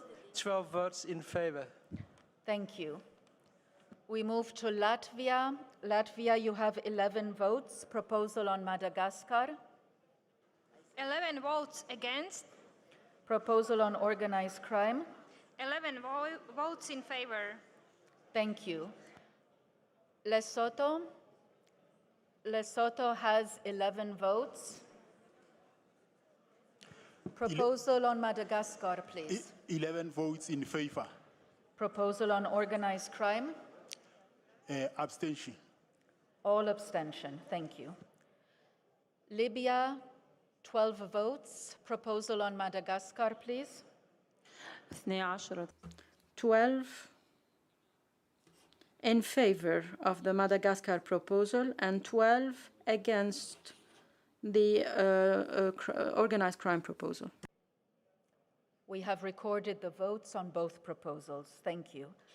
Liechtenstein, 10 votes. Proposal on Madagascar, please. 10 votes abstain. Proposal on organized crime. 10 votes in favor. Thank you. Lithuania, 11 votes. First proposal on Madagascar. Yes. All 11 against. Proposal on organized crime. All 11 in favor. Thank you. We move to Luxembourg, 10 votes. Proposal, no, not in the room. We move to Madagascar, not present. Malaysia, you have 15 votes. Proposal on Madagascar, please. For Madagascar, 15 votes for. Proposal on organized crime. 8 votes for, 7 votes against. Thank you. We move to Maldives with 10 votes. Proposal on Madagascar. 10 in favor. Proposal on organized crime. 10 in favor. Thank you. We move to Malta with 10 votes. Proposal on Madagascar. 10 votes in favor. Proposal on organized crime. 10 votes in favor. Thank you, Mr. Speaker. Mauritania, you have 12 votes. Proposal on Madagascar, please. Mauritania, 12 in favor of Madagascar and 12 abstention for organized crime. Both proposals? Well noted, thank you. We move to Mauritius with 11 votes. First proposal on Madagascar. 10 votes for Madagascar and 1 vote for the transnational organized crime. For each proposal, you can cast the full amount of votes. So how would you like to cast your votes on Madagascar? Full votes for Madagascar. 11 in favor? Yes. And proposal on organized crime? 1. 1 in favor and 10? Oui, bah, ça veut dire against. And 10 against. Okay. We move to Mexico with 20 votes. Proposal on Madagascar, please. 20 abstentions. Y 20 votos. And 20 in favor of organized crime. Bien notado. Gracias. Monaco, 10 votes. Montenegro, 10 votes, please. Proposal on Madagascar. 10 votes abstained. Organized crime. 10 votes in favor. Thank you. Morocco, 15 votes. 1 delegate, 10 votes, please. Proposal on Madagascar. 10 voix pour la proposition. 10 votes in favor of Madagascar and 10 votes against organized crime. Vous remercie. Mozambique, 15 votes. Proposal on Madagascar. 15 votes in favor. Proposal on organized crime. 15 votes abstention. Thank you. Namibia, 11 votes. Proposal on Madagascar, please. Madagascar in support and Thailand against. Thank you, Madam Speaker. Well noted. Nepal, you have 14 votes. Proposal on Madagascar, please. Yes, 14 votes in favor. Proposal on organized crime.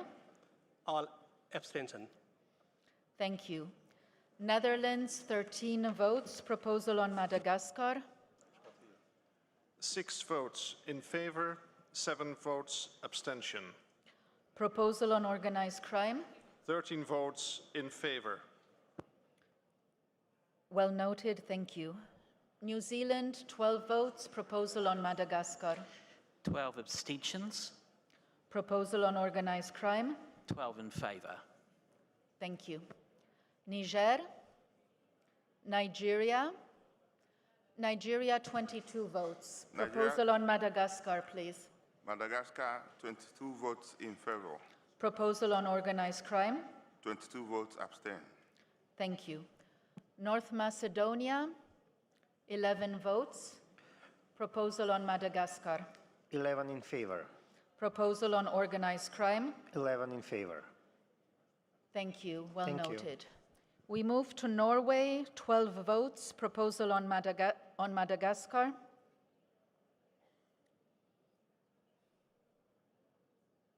12 votes abstention for Madagascar. Proposal on organized crime. 12 votes in favor.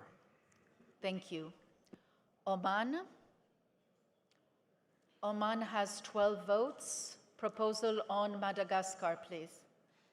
12 votes in favor. Proposal on organized crime. 12 votes abstain. Thank you. Pakistan, 22 votes. Proposal on Madagascar.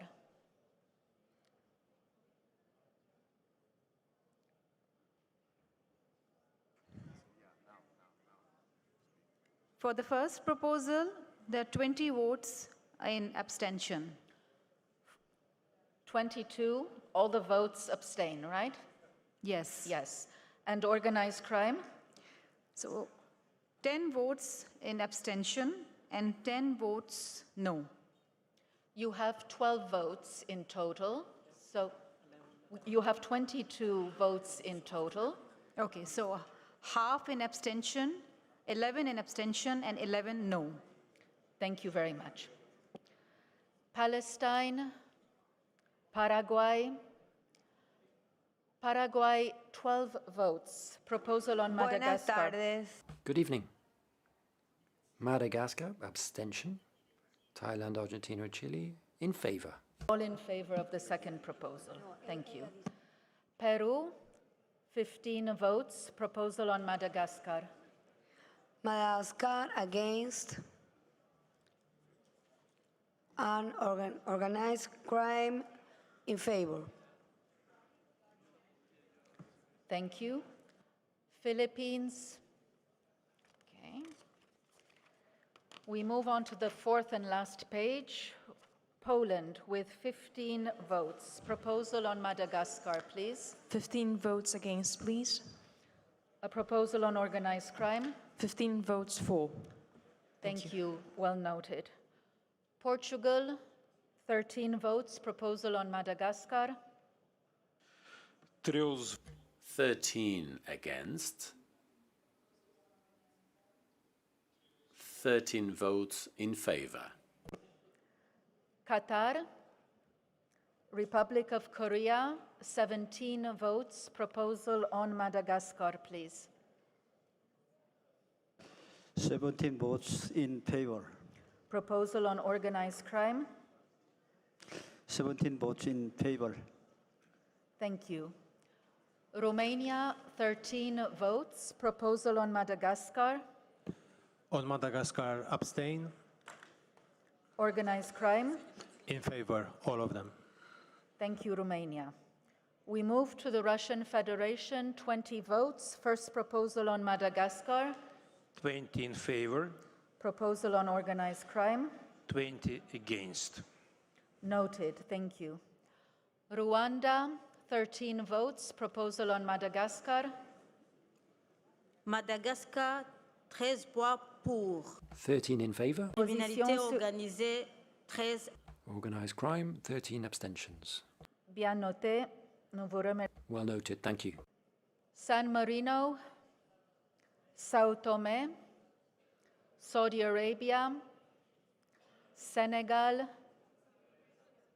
Saudi Arabia we do have, excuse me, I was going too quickly. I was looking at that side of the room. Saudi Arabia, you have 15 votes. Proposal on Madagascar, please. 15 vote in favor. Proposal on organized crime. Abstention. Thank you, Saudi Arabia. Senegal. Okay. Serbia. Serbia we have in the room with 10 votes. Proposal on Madagascar, 12. please. I think we had 12. Okay. I'm sorry, I was looking on the other side. Okay, it's we okay. have 2 MPs, we have 12 votes. Yeah. Serbia, your votes on Madagascar, Yeah, please. proposal on Madagascar, 12 abstain. Proposal on organized crime. Organized crime, 12 in favor. Thank you very much. Well noted. Seychelles. Do we have Seychelles in the room? No. Sierra Leone? No. Singapore? Singapore, you have 12 votes. Proposal on Madagascar. 12 abstentions. Proposal on organized crime. 12 in favor. Thank you. Slovenia, 11 votes. Proposal on Madagascar. 11, first proposal, 11 abstain, Second proposal. 11 in favor. Thank you. Well noted. Somalia, 13 votes. Proposal on Madagascar. Proposal on Madagascar, 13 votes in favor. Proposal on organized crime. Proposal on organized crime, 13 votes in favor. Thank you. South Africa, 18 votes. Proposal on Madagascar. Africa, all 18 in favor on Madagascar and against on the motion by Thailand. Well noted. Thank you, Madam Speaker. South Sudan, 13 votes. Proposal on Madagascar. 13 votes in favor of Madagascar, 13 votes abstain. Thank you. So I finished this list, and now I would like to go back to Iran. Iran, you had 19 votes. How do you vote on the first proposal on Madagascar? 19 votes in favor. And second proposal on organized crime?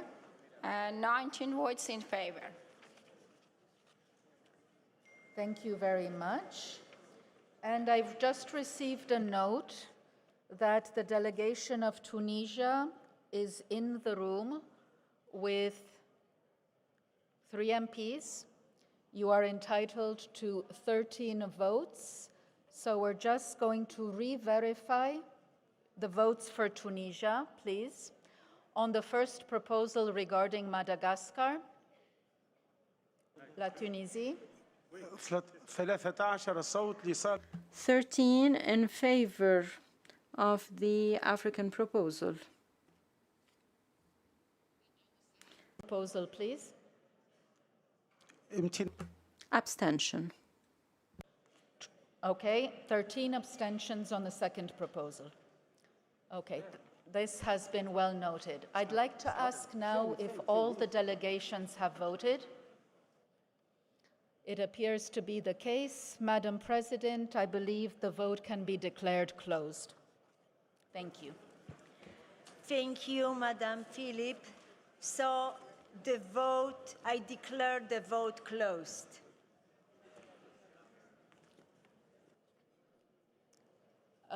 Madam President, I apologize. I got another note. I understand Turkey also wants to verify its vote.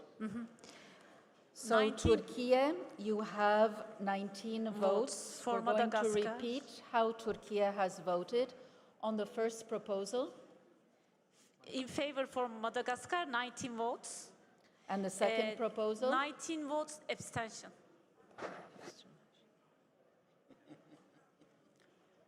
Okay, everyone is happy that they have voted? Yes, it appears to be the case. Thank you.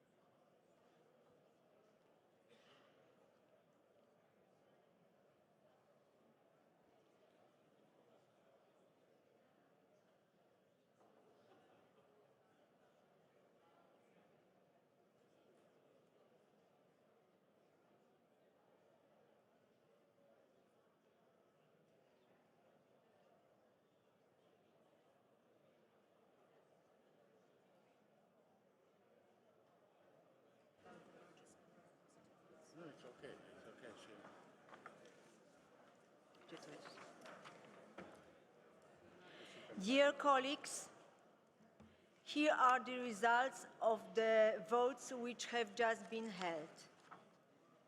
The proposal number first, Global Call for Parliamentary Solidarity and Coordinated Action of Madagascar.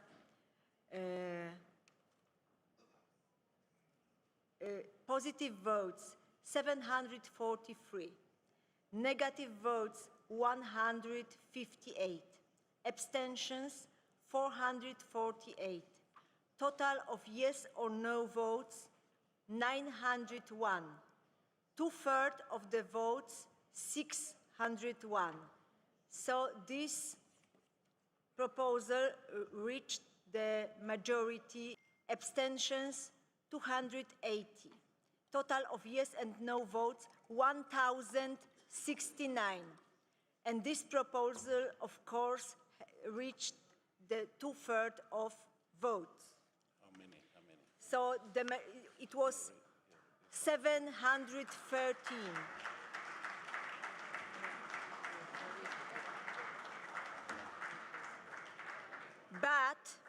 But in such a situation, when both proposals reach the specified majority, we have to see how many votes received both proposals. And the proposal number 2 has 713 votes, and this proposal was adopted.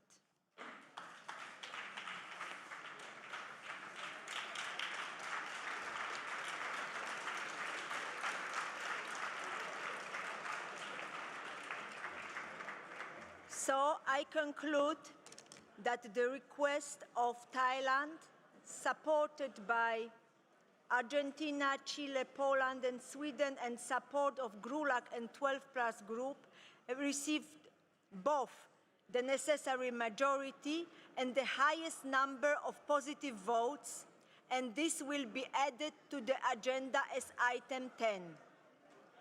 May I remind all delegations that a debate on the emergency item will be held in this hall tomorrow, 22nd October at 9 a.m. I would like to invite you all to participate in the debate. Before finishing with item 2 of the agenda, I wish to invite the Secretary General to explain the procedure for the composition of the drafting committee at this point. Please, Secretary General, you have the floor. Very quickly, Madam President.